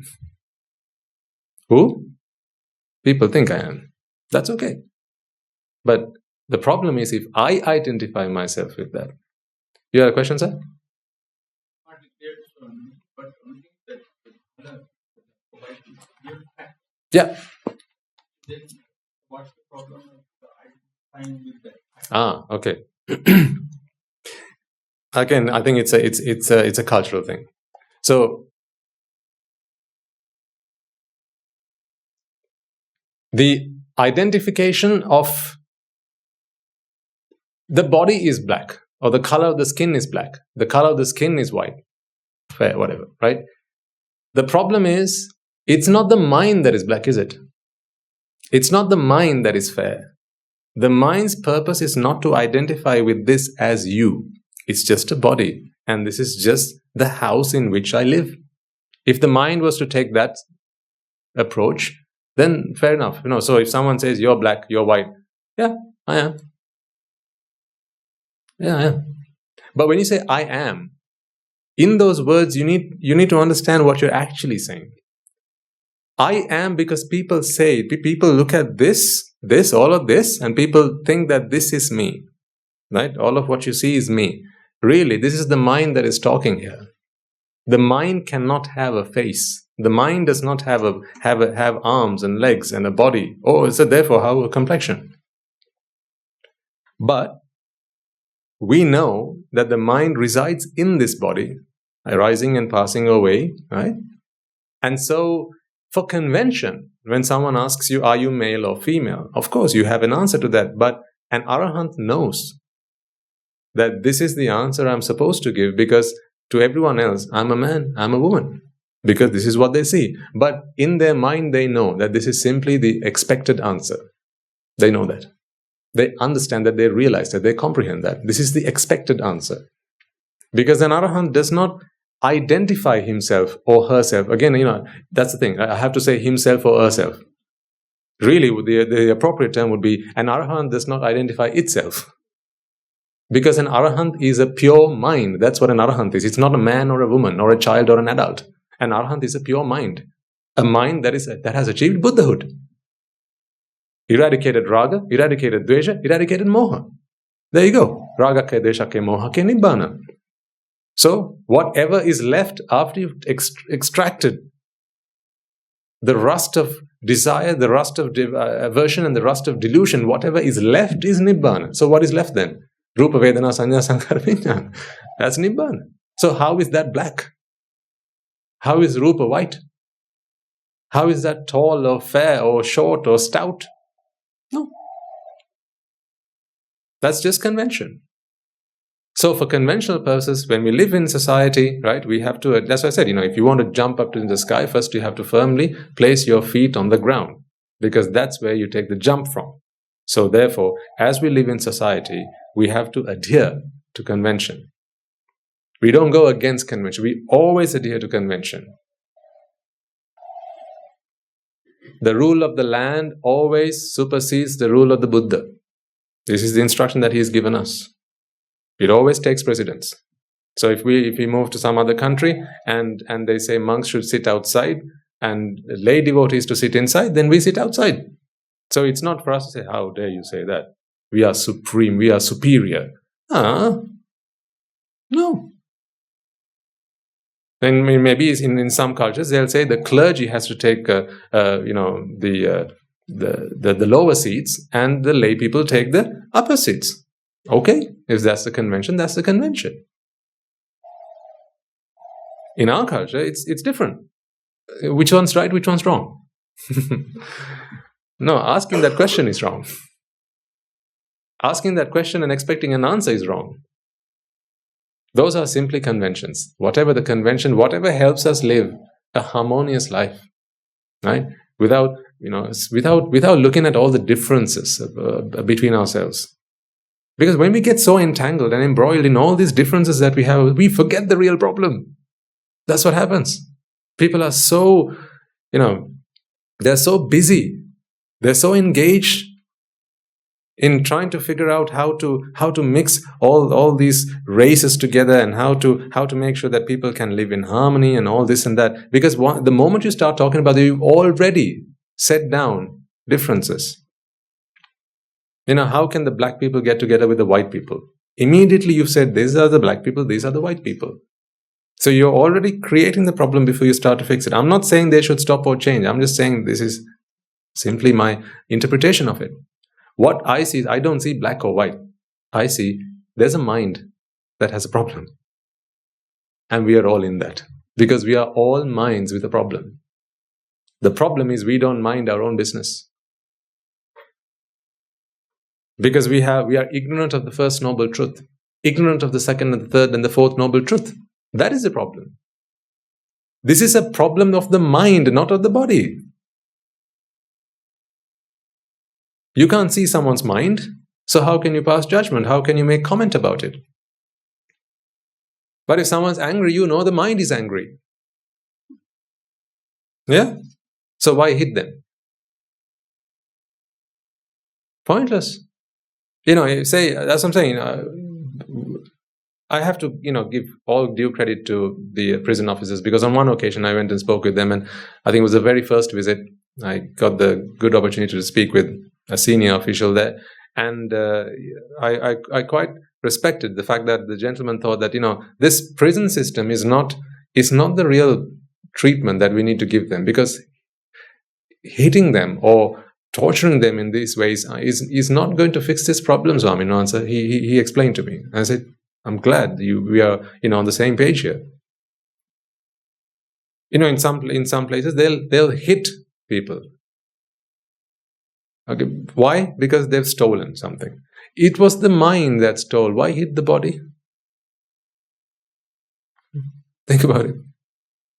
Someone comes and shouts at you. If your response is to hit them back, why? Because they shouted at me. What did they shout with? Who was the culprit here? The mind. Then why hit the body? Pointless. Because you are unable to distinguish mind and body. That's why you hit the body. Because, what happens is, the mind goes, as you listen to it, you're offended by it, right? And now the mind goes into agitation, vexation. Now you have to relieve yourself from that vexation somehow. And when you are not armed with the Dhamma, and you don't see that this was simply a vexed mind that scorned you in that way. As you practice the Dhamma, folks, this is one of the first things that you need to arm yourselves with. When someone shouts at you, when someone blames you for something you haven't done, a false accusation or maybe offense or insults you, you need to understand that they are more patient, not patience, they are more patient than you are. Not patient as in he's very patient. Patient as in needs treatment. Ailed. They're weaker than you. That's why they couldn't contain the anger. They couldn't contain the frustration, the anxiety, the stress. Therefore, they took it out on you. Because they think you are the problem. Would you kick a madman if they came and yelled something at you? Would you? Say, they took you on a trip to the mental asylum. Just imagine they took you on a trip to the mental asylum, maybe a school trip or something. Do you know what your teachers would tell you before they took you? They said, right, children, please do listen. Right? When we go there, there'll be uncles and aunties running around, some of them naked, some of them half. Right? And some may come running at you, and they'll come up to your face and start yelling at you. Some might call you names. Right? Some might say you're ugly.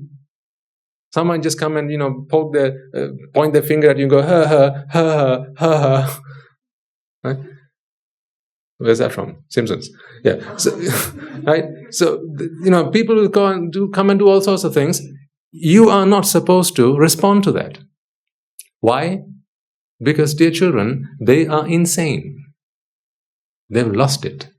They are not capable of making judgments, clear, precise, accurate judgments. They cannot control the way their minds operate. They don't have intelligence, at least in that state of mind, to determine I'm not supposed to do this in this situation. I'm only supposed to do that. They don't have those boundaries that you and I can appreciate because they're insane. So you don't respond to that. They would say that, wouldn't you? Wouldn't they? Right, so if you did go there and people would come up to you, you wouldn't kick them. How dare you say that to me? Because then they won't let you leave. They'll keep you. Hena. Wouldn't they? If you hit if you hit one of them back, they wouldn't let you leave. They'll keep you there. Because it's only a madman who hits back at a madman. Now think about society.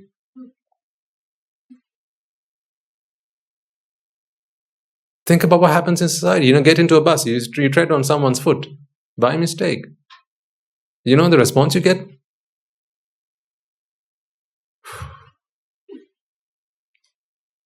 Oh, I've been there.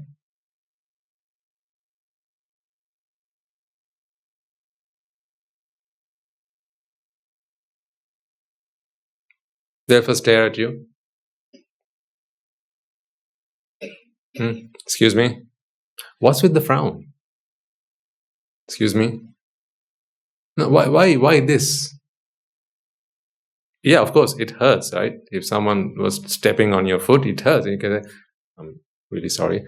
I think you're stepping on my foot. Please, if you wouldn't mind. Be very polite. But that's not the usual reaction you get. Excuse me? Hello? Can you please see where you're putting your foot? Hello? It's like he wanted to do it deliberately. I'm saying, first of all, let's guard ourselves with some common sense. Right? If we are angry and we take it out on someone else, that's our weakness. Because we think it's they who made us angry. Shame on you. Don't ever catch yourself retaliating. If you're angry, it's okay, you get angry, right? It's fine. Because, it's over time only you practice the Dhamma and then, your mind starts to heal, right? And you get better at it. And, you become emotionally intelligent first. And then eventually, through the Dhamma, the Dhamma pacifies and cools your mind. And then you become someone who cannot be made angry. That happens eventually. Nothing in this world can make you angry. You get to that point. We are getting there, so I know that it's possible. We're getting there. Nothing in this world can make you angry. But until you get there, please, first of all, recognize that it's your own weakness that you're angry. No one else made you angry. Because anger is not something that someone can make you be. So if you are in the bus and someone steps on your foot, on the train, someone said, oh, someone takes your seat. You went up to go to the loo. On the way back, someone's already taken your seat. Just imagine the usual reaction to these things I'm saying for. This is the society that's out there. You don't fit in that society. That's what I'm saying. Very soon you're going to look like a different species. People will start asking you, are you nuts? That guy took your seat and you're just standing there like a cucumber. What are you like? Tell him off. I remember that when I went to work. I remember this experience so vividly. I think I've shared with you once. I went into work one day, and we have to book our desks at work. So I booked the desk online, went into work, and when I walked into the office, someone was sat at my seat. So I was looking around, is there another workstation I could log in from? And then some other gentleman, he knew that that's where I normally sit, but so this guy was new to the office, who had taken my seat, and he asked, he's got your seat. Yeah, I noticed. See if there's some other seat available. I said, no, don't do that. Ask him to leave. You booked it. It's yours. So, my problem has somehow become his problem.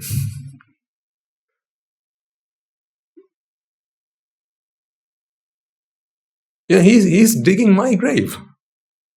Why?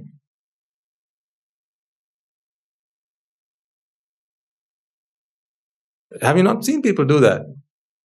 You can outsource your problems to them. They deal with it. They call them Duggannaradas. They take on your problems. If it was their problem, then fair enough. But, they're taking my problem. I didn't have an issue with that. I was fine looking for another seat. But this guy, no, tell him to go. We can't have this here. Does it? You have to book your desks now. Someone else takes your seat. So, what would you do then, Putta? I would go to another place. Well done, you. But people like you don't belong in schools, that's the thing. Did they teach you at math how to do that? For math? No, of course not. For math, they teach you, right, 1, 2, 3, 4, 5. I'm number 5, so this is my seat. Out. That's my seat. So they teach you how to solve that problem. But here, we teach you something else. Something very different. Here we teach you that everything is the same. All things are made equal. In God's world, all things are made equal.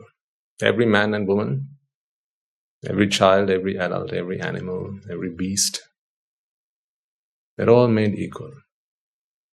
The flowers, the stars, the moons, the earth, everything is made equal. God loves him all the same. Have you just tuned into another channel or something?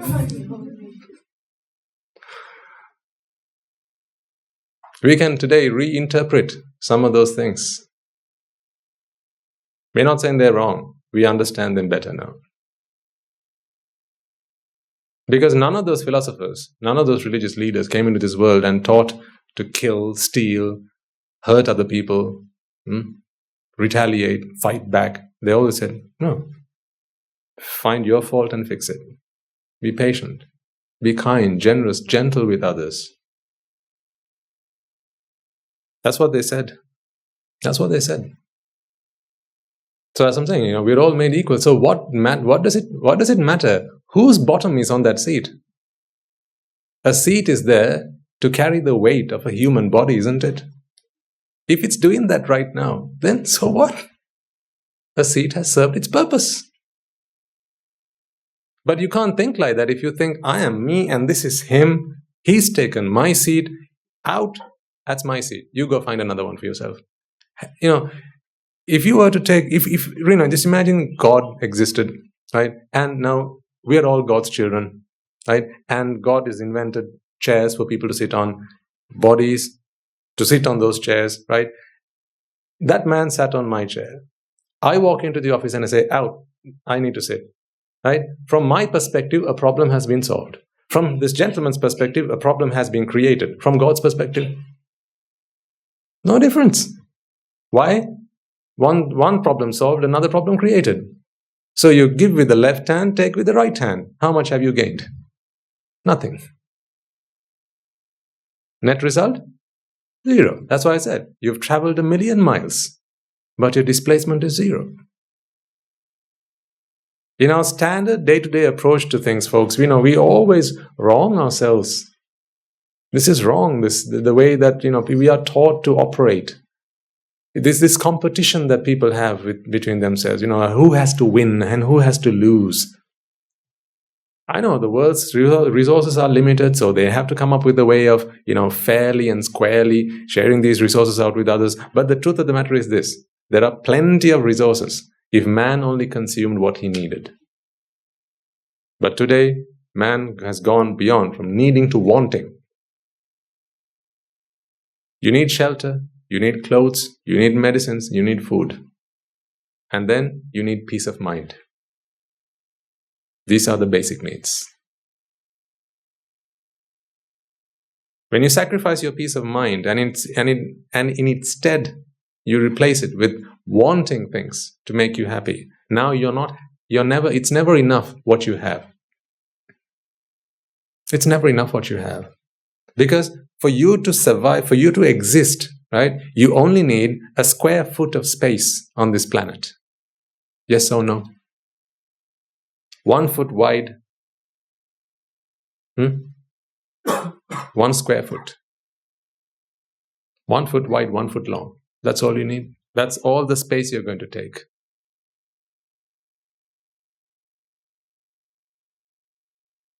Or 6 cubic square feet. 6 foot tall, 1 foot wide, 1 foot long, 6 cubic square feet. That's all you need. That's all the space you need in this world. There's space for not 8 billion people. There's space for 80 billion people on this planet. There is. Because this planet will not produce more than it can sustain. It won't. Because that is nature. Nature does not harm itself. ignorance and attachment are the destructive forces. Because ignorance is not natural. Desire and greed and craving, these are not natural forces. These are all mind-made forces. They are the predators of nature. These are the destructive forces of nature. And if you have them within you, you're going against God's wish. You are not in harmony with nature. If you have greed within you, if you have desire, if you have anger, ignorance and attachment, then you are not one with nature. So therefore, nature will always attempt to reject you, to expel you. That's why you're always fighting back. See? That's why you're always having to do something to keep yourself happy. Because naturally, you are not fitting for this environment.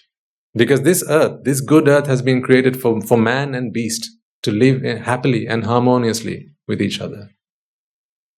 For flora and fauna to be equal. There's enough food for everyone, folks.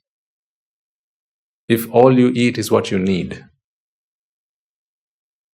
But when you want to eat more than what you need, when you eat to satisfy your wants, now there's never enough food. There never will be. Then there will be poverty. Then there will be people going hungry. Then people go thirsty, as it's happening now. Disease is not natural. These are all creations.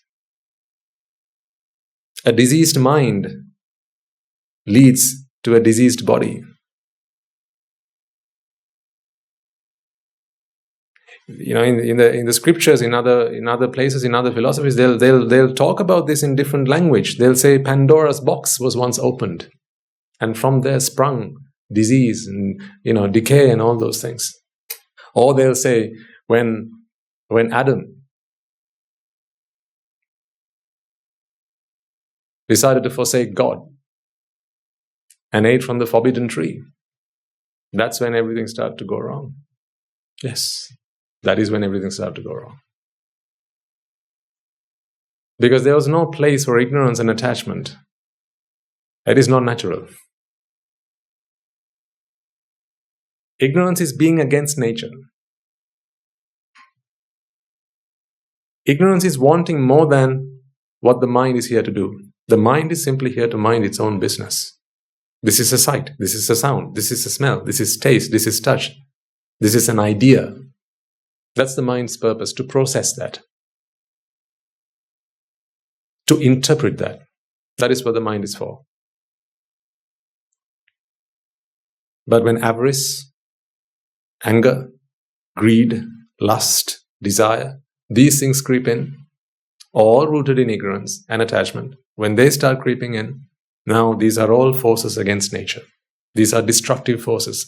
This is why people are striving to solve these global problems. They get together in symposiums, they come together as communities and they try to solve global problems. How long have they been trying to solve them?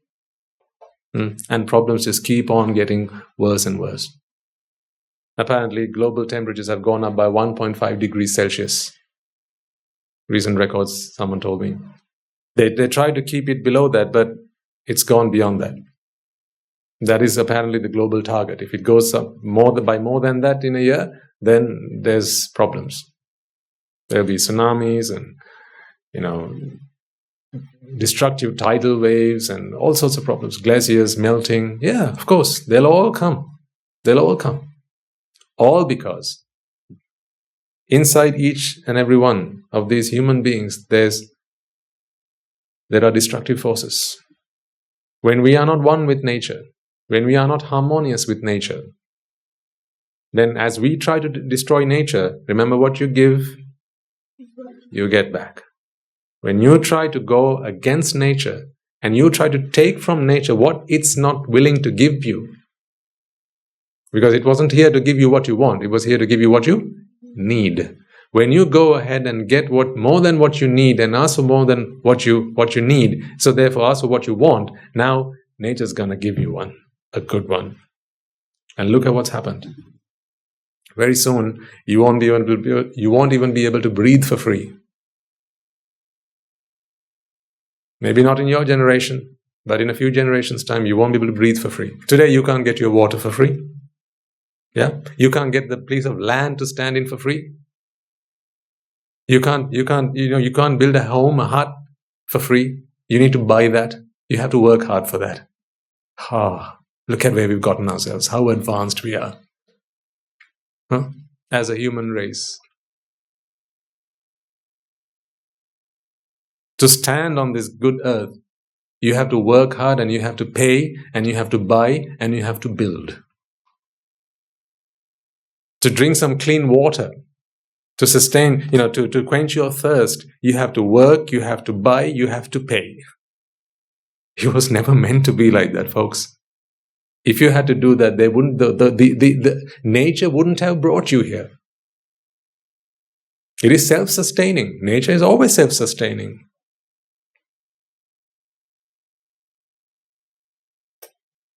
And today to eat, look at all the things you've had to do. You're having to do. You have to work, you have to strive, exhaust yourself, and pay and buy. All these things you have to do today. It was not meant to be like that.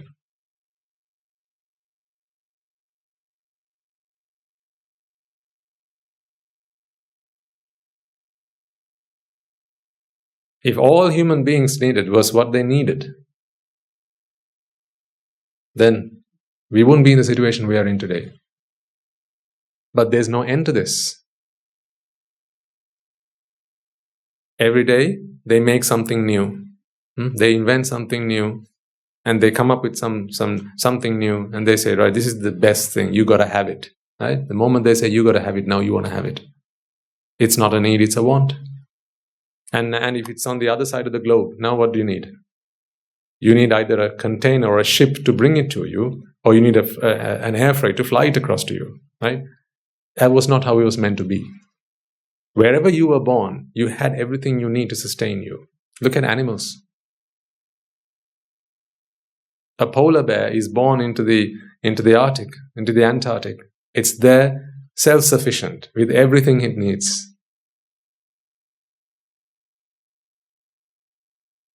Have you ever seen a polar bear importing ice? Or going online and putting an order for more ice? No, because it's born into an environment which is able to sustain itself. We humans were like that. We've corrupted the entire system. We were not meant to suffer like this.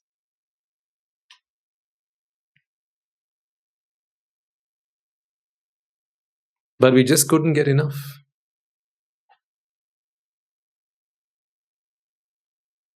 Today, just think about, how many things at home do you have that are not made in the country in which you live?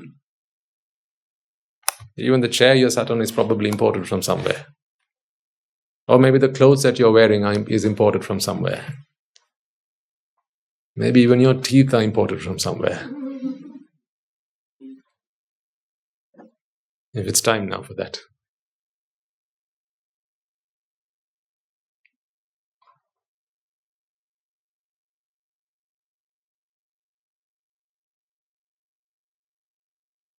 We've done this to ourselves. And then we try and fix the problem. We try and fix the problem by combating climate change and, carbon taxes and these things and those things. All the while, the root of the problem keeps on growing. Desire, greed, they just keep on growing. We keep on feeding that. We keep on adding fertilizer to that. And the problem just keeps on growing. What we are trying to do, we're just trying to, what's the word? We're just trying to prune the branches of this ever-growing tree. We just keep on pruning the branches. But the root system, it just keeps on growing. It just keeps on growing and growing and growing. And now it's a thick, strong tree. so big, so huge, that it's taking up all of the resources that this good earth has to offer. This is what we've done to ourselves, because we thought we just need to learn a bit of math.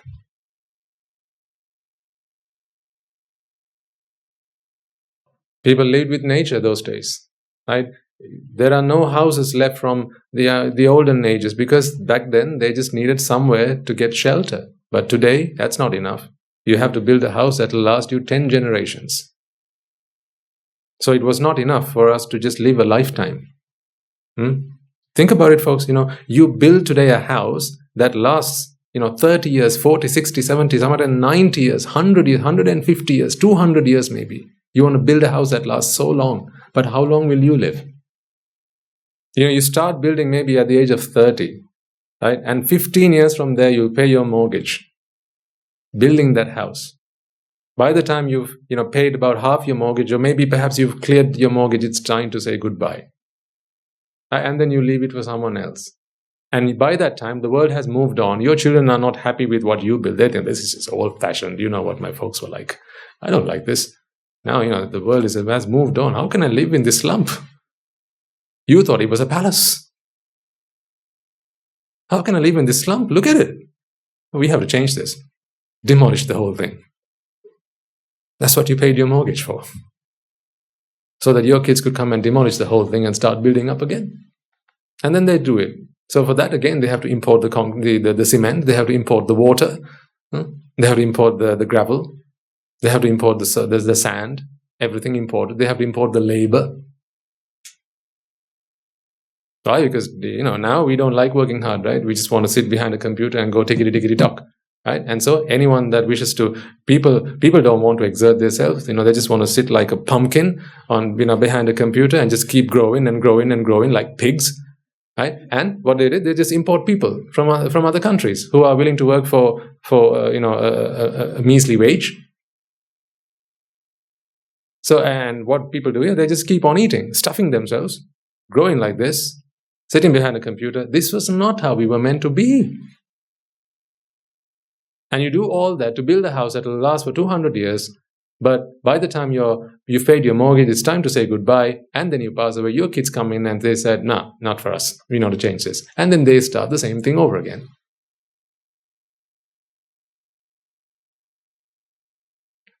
This is not how it was meant to be. We don't need to be like this. All this because our wants have gotten the better of us. We need to take ourselves back, folks. We got to take a deep breath and think to ourselves, what have we done to ourselves?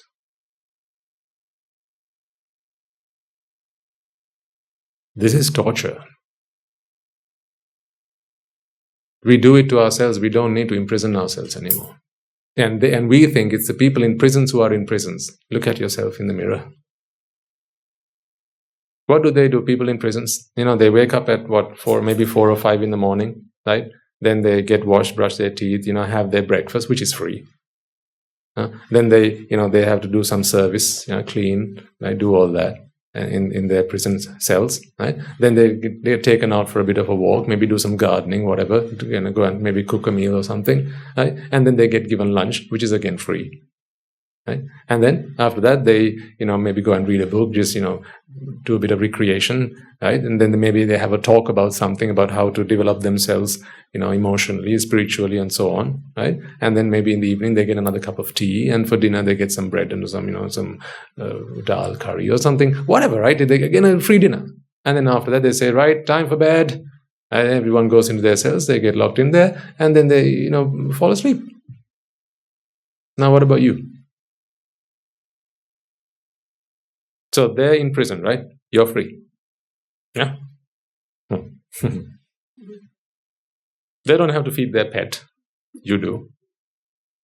They don't have to feed their children. You do. They don't have to look after their spouse. You do. They don't have to look after their jewelry. You do. They don't have to keep their home safe and lock the door at night. You do. They don't have to get on the bus, on the train, and just, always be worried that someone might come and pickpocket, You do. They don't get given food that is unhealthy for them. You are. Their diet is controlled by you know who? A professional dietitian. Medical, free. Shelter, free. Food, free. Clothing, free. You? They don't have to wake up in the morning and, iron their clothes and then put them on, right? And they don't have to go, 1 layer, 2 layer, 3 layer, 4 layer. They don't even have to wear shoes. Look at you. They don't have to wear socks. They don't have to wear a coat and stifle themselves with a tie or suffocate themselves with a tie. They don't have to do that. They don't have to sit in traffic.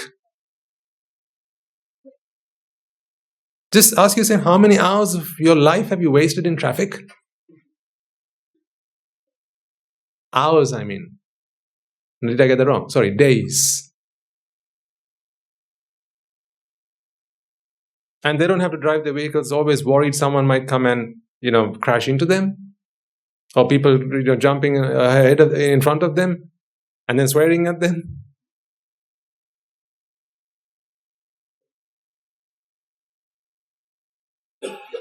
No, they live in brotherhood.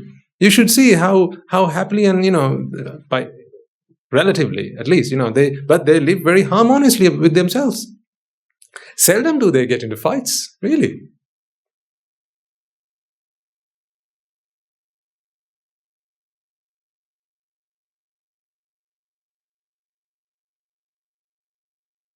But look at what you've done to yourself.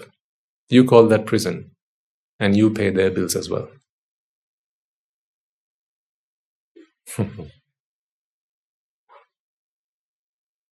Yes or no? You have to work not just for yourself, but to pay their bills as well. Electricity, free. Water, free. You? All because, what do they get? Needs. What do you get? Wants. So which one's the prison? Whenever someone goes looking for something more than they need,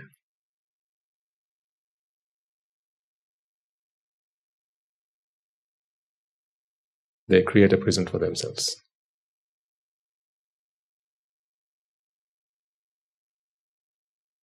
Within those 4 walls, they get their needs. And look, they live. 10 years ago, they went into prison. Today, they're still alive and healthy. They even get to do exercise. All overseen by a physician, by a dietitian.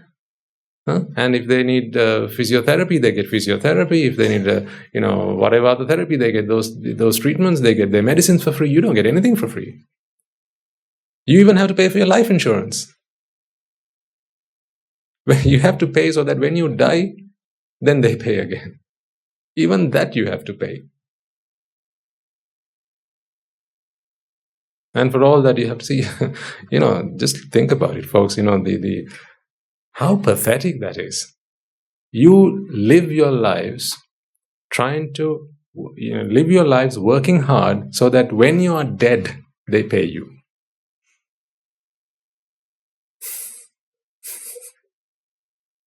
That is what life assurance is, right?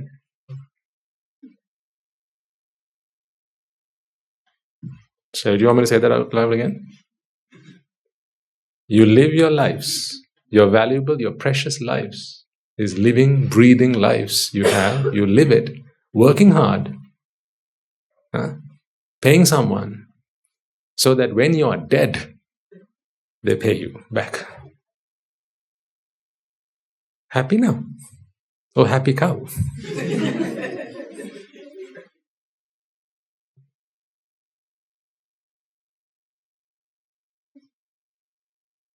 I'm just saying, please, folks, come to your senses. Don't create this unnecessary suffering for yourselves. I speak out of compassion. I assure you, please. I mean no insult to anyone. I just want you to realize what you're doing to yourselves. You don't need to put yourselves through this torture, through this pain, through this unnecessary suffering.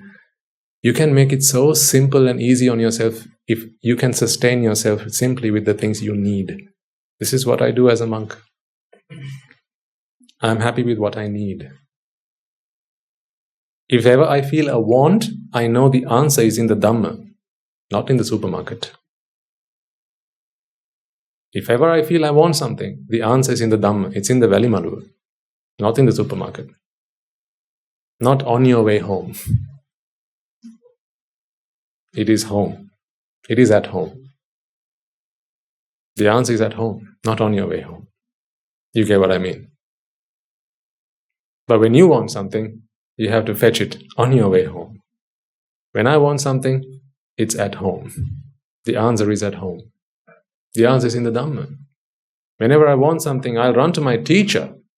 I'll run to my fellow monks, my noble friends, and they'll help me. But when you have a want,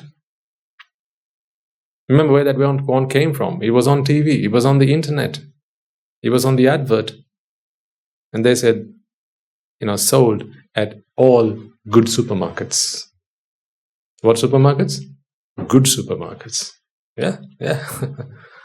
So if you're a good supermarket, you have to sell this product, right? Surely.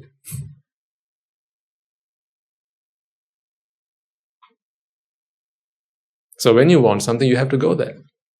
Please go home, check, open your fridge and have a look in there.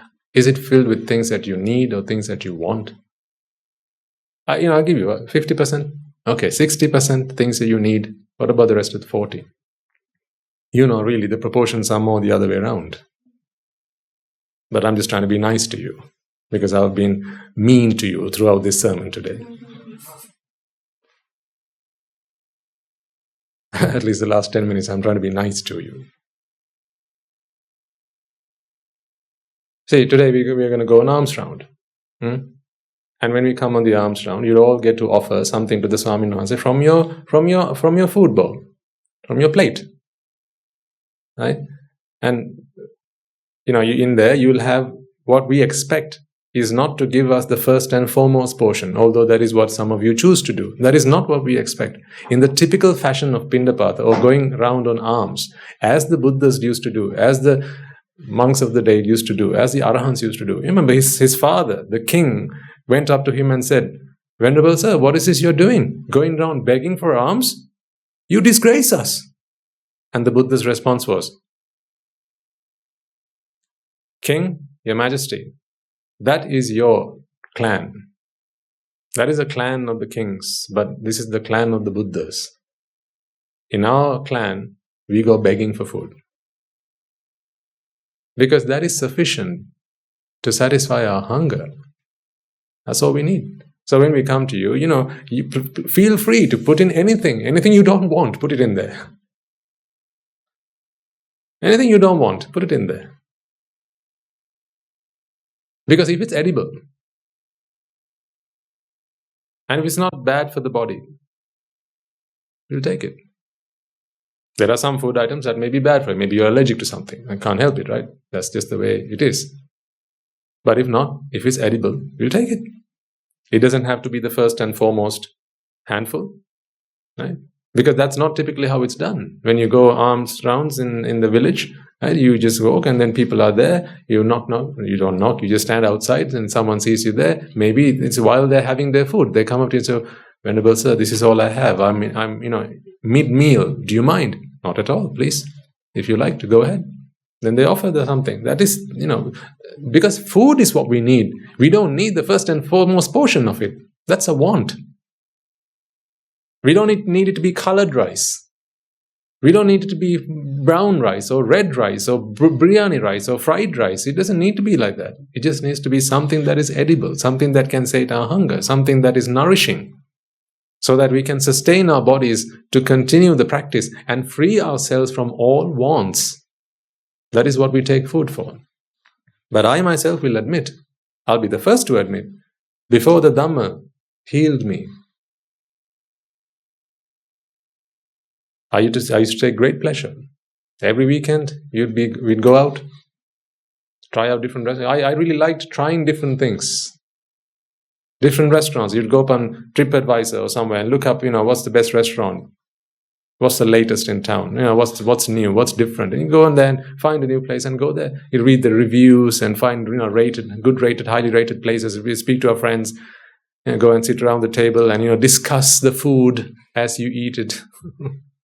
Food is to be discussed? How disgusting. Food is to be eaten because you're hungry. That is a need. But what do you discuss? Oh, this food must have a lot of proteins, right? This must have a lot of carbohydrates. That's not what you discuss. You go, what? Oh, this is quite palatable, isn't it? It's rather delicate, isn't it? It's rather delicacy, isn't it? It's a funny taste in the mouth. All of a sudden, everyone becomes a food connoisseur. You might think I'm mocking. I'm mocking myself. I'm mocking the person I used to be, because I didn't like him one bit. So I changed him. I didn't change the world, I changed him. I didn't like who I used to be. I didn't like what I used to stand for, what I used to represent. Because I represented desire, aversion and delusion. That's what I represented. I represented the Mara. I was sick and tired of that. Didn't get me anywhere. Didn't win me anything. Only kept me losing every single day. I lost everything. I lost my happiness. I lost my peace of mind. I lost my tranquility. I lost compassion. I lost loving kindness. I lost the ability to see that all people were one. I lost the ability to see that all were equal. Therefore, I loved some people and I didn't like other people. So, in nature, where all things are made equal, I began to distinguish things from each other. I thought these were good things, these are the bad things, these are people I like, these are people I don't like. Who gave me the right to do that? On whose account, on whose accord? What authority do I have to judge God's work? What authority do I have to do that? Who do I think I am? Today I ask myself that question. Those days I used to ask, who do you think you are? Today I ask myself the question, who do I think I am? That is what I think when I go to the Velimalu. Who do I think I am?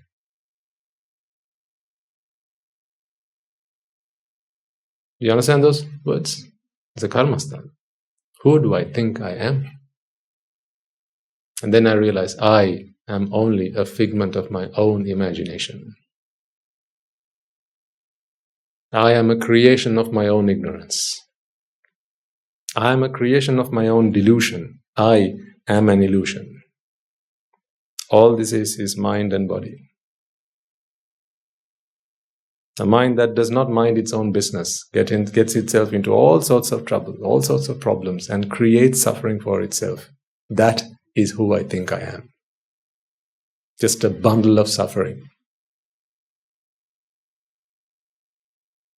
So I welcome you all, folks. Come, see, experience, embrace, enjoy, and enlighten. You will feel the load lighten. You will feel it, I promise you. I'm going through it, that's why I'm talking to you about it. I speak to you firsthand. You will feel enlightened. You will feel it. You will feel the burdens disappear. You will feel the grief, the anger, the frustrations, the anxieties, the annoyances. They'll all just be history. You'll think one day to yourself, when was the last time I got angry actually?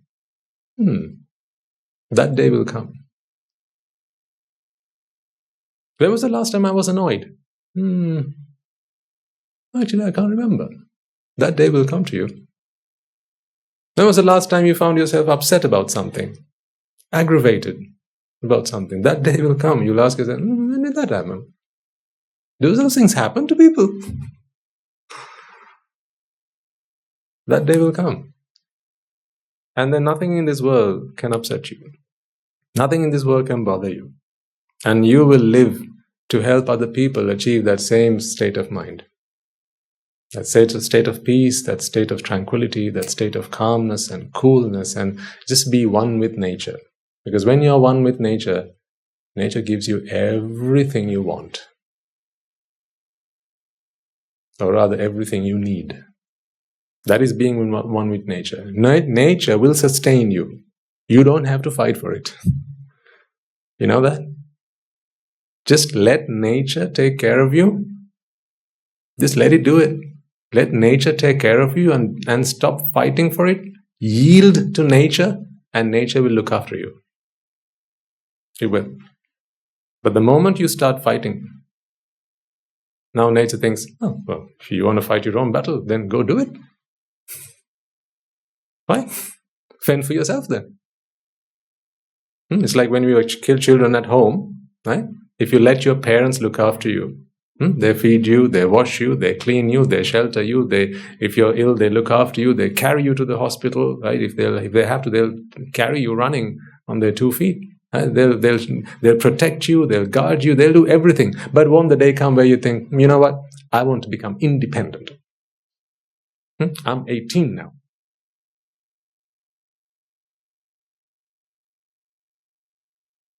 I'm 18 now. I'm an adult now. I'm a grown-up now. So I have to be independent. I no longer want to be dependent on my parents. I want to do what I want to do. I want to do what is right by me. I don't want anyone laying down the rules. And I am king. Right? And I am the ruler of the world. And I am. And what happens when that day comes?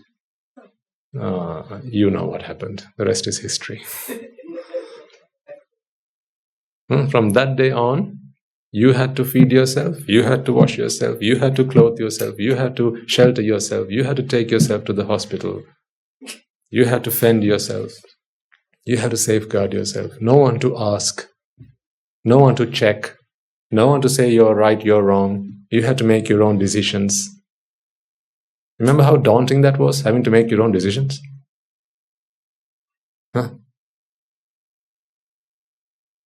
You can't see the future. Should I go this way? Should I go that way? Remember being there? How daunting that was? All those things your parents used to do for you.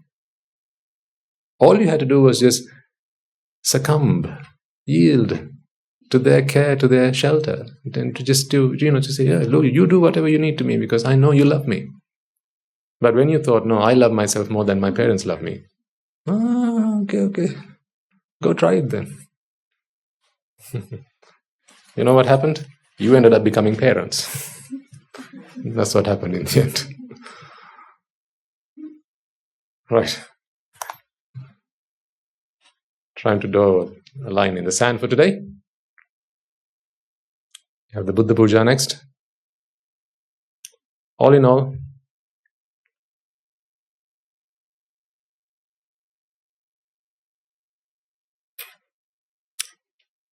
take it while it's there. Most of the time, people only understand the value of things when they're gone. Most people cry for their mothers when they pass away. They cry for their fathers when they pass away. But while they were there, they took them for granted. Today the Dhamma is here, the Buddha, the Sangha is here, the truth is here. It would be remiss of us to take them for granted. It would be a shame, would be a pity. So while it's there, take it. Invest a small portion of your life at least in realizing the Dhamma. At least a small portion. Because whatever you can do to free yourself, investing yourself in the Dhamma, investing the time that you have in the Dhamma, it'll reap you rewards. It'll yield you so much, 10-fold, 100-fold, 1,000-fold, unimaginable rewards. That's why if you start small at least, then you will carry on that path. Because the more you experience it, the more you enjoy it, the more you will want to do it. Remember, the first time I asked you to meditate, I only asked you to do 15 minutes. I never asked you to do any more than that. When our young anagarika children come to the monastery, I tell them, 5 minutes, Putta, Valimalu, just 5 minutes. Come to the Valimalu, 5 minutes. That's all I ask them. I asked them to do that some time ago. Today I see them come and spend half an hour, 1 hour, 2 hours, 3 hours, some people all day. Whenever they have nothing to do, they'll just come running to the Valimalu. And they only started doing 5 minutes. Because the more you do it, the more you realize how fun, how enjoyable, how enlightening it is. So, whatever. Just start small. Start wherever you are. Okay. Let's conclude for today then. Taking a moment to transfer the merits that we have all acquired by making offerings to the infinite virtues of the Noble Triple Gem, chanting Pirit, listening to the Dhamma, and engaging in various meritorious deeds today. First and foremost, let's remind ourselves how incredibly fortunate we are to be in the receipt of the Lord Buddha's teaching, and with immense gratitude let us transfer these merits to the bhikkhus and bhikkhunis, upasikas and upasikas, who since time immemorial have protected and preserved the sublime teachings of the Buddha and passed it down through the generations of the noble lineage in the form of the Tripitaka, which is thankfully available to us today to study, understand and comprehend the Dhamma. Let us transfer the merits we have acquired to all members of the Mahasangha present throughout the world, including the chief prelates of all of the chapters who have dedicated their lives to the noble path and have committed themselves towards the betterment of all sentient beings. Let us not forget that among them are the monks and nuns resident in your local temples and nunneries, who have always been by your side through thick and thin, come rain or shine.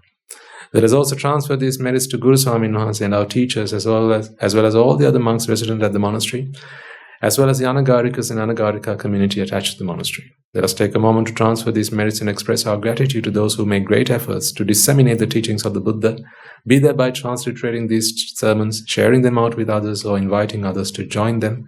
And may, through the power of these merits, if any of them have been born in the woeful plane, redeem themselves and be born in the blissful plane. May, through the power of these merits, they abstain from the unmeritorious deeds, fulfill the meritorious deeds, fulfill the noble eightfold path, and may they all attain the supreme bliss of Nibbana. Sadhu, sadhu, sadhu. Let us take a moment to transfer the merits we have acquired to our devotees, friends of the monastery, who for the sake of merits continue to sustain the Mahasangha. This includes everyone from those of you who have contributed to the construction of the monastery, to those who provide the Mahasangha with shelter, alms, robes and medicines, as well as those who have passed on their know-how and continue to extend their well-wishes. May, through the power of these merits, they abstain from the unmeritorious deeds, fulfill the meritorious deeds, fulfill the noble eightfold path, and attain the supreme bliss of Nibbana. Sadhu, sadhu, sadhu. Let us take a moment to transfer merits to our mothers, fathers, husbands, wives, brothers and sisters, sons and daughters, grandparents, uncles, aunts, cousins, nephews and nieces, our elders, friends and acquaintances, employers, employees, and to all those who have helped us, supported us, and assisted us in any way, shape, or form. And by the power of these merits, may they be healed of any physical and mental ailments and overcome any obstacles to their spiritual progress. May they abstain from the unmeritorious deeds, fulfill the meritorious deeds, fulfill the noble eightfold path, and may they all attain the supreme bliss of Nibbana. Sadhu, sadhu, sadhu. Let us take a moment to transfer merits to the Devas and Brahmas, spirits and demons, primarily the Sakadeva, as well as all the numerous gods and deities who are committed to protect and fulfill the Sambuddha Sasana. Let us transfer merits to our guardian deities who keep a watchful eye over us and keep us out of harm's way. And may, through the power of these merits, they prosper in divine power and wisdom. May they abstain from the unmeritorious deeds, fulfill the meritorious deeds, fulfill the noble eightfold path, and may they all attain the supreme bliss of Nibbana. Sadhu, sadhu, sadhu. Let us take a moment to transfer merits to our ancestors who have predeceased us, and to all those who have been our families, friends and acquaintances in this infinitely long journey in samsara, and to those who have helped, supported and assisted us along the way. Let us transfer merits to the members of the armed forces as well as the police force who have sacrificed their lives to protect the peace and harmony of our nations, and may all those who have lost their lives in the wars, be their friend or foe, rejoice in the merits that we have acquired today. Let us transfer merits to all those who lost their lives in natural calamities such as the tsunamis, earthquakes, landslides, forest fires, pandemics, and so on. Reminding ourselves that among them will be those who have been friends and family to us in this long journey. Let us take a moment to transfer merits to them, and may, to the power of these merits, if any of them have been born in the woeful planes, redeem themselves to be born in the blissful plane. May they abstain from the unmeritorious deeds, fulfill the meritorious deeds, fulfill the noble eightfold path, and may they all attain the supreme bliss of Nibbana. Sadhu, sadhu, sadhu. And finally, let us all resolve that may, through the power and blessings of all the merits we have acquired throughout the day, we be able to witness witness the advent of many hundreds of thousands of Arahants on this blessed land, and may, by the power of all the merits we have acquired throughout the day, you and I, and everyone who's helped make this program a success, in any way become an Arahatan Mahanse or an Arahatheranin Mahanse in this very life itself and in the era of the Gautama Supreme Buddha itself. Sadhu, sadhu, sadhu. And the blessings of the Noble Triple Gem be with you all. And the members of the Mahasangha will now transfer their blessings to you.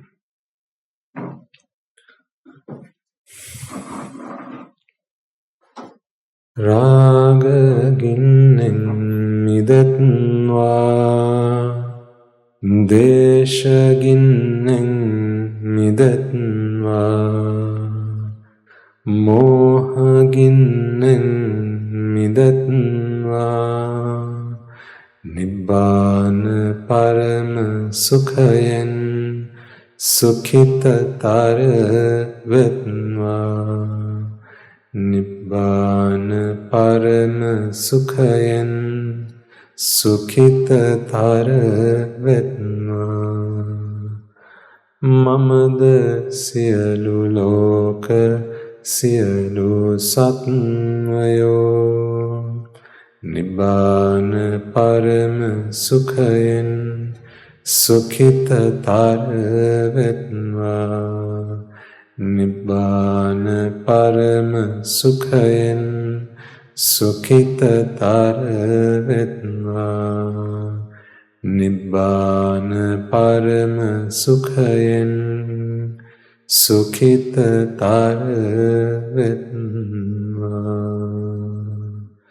Raga gini niveva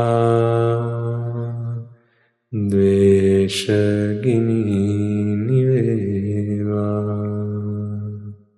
Moha gini niveva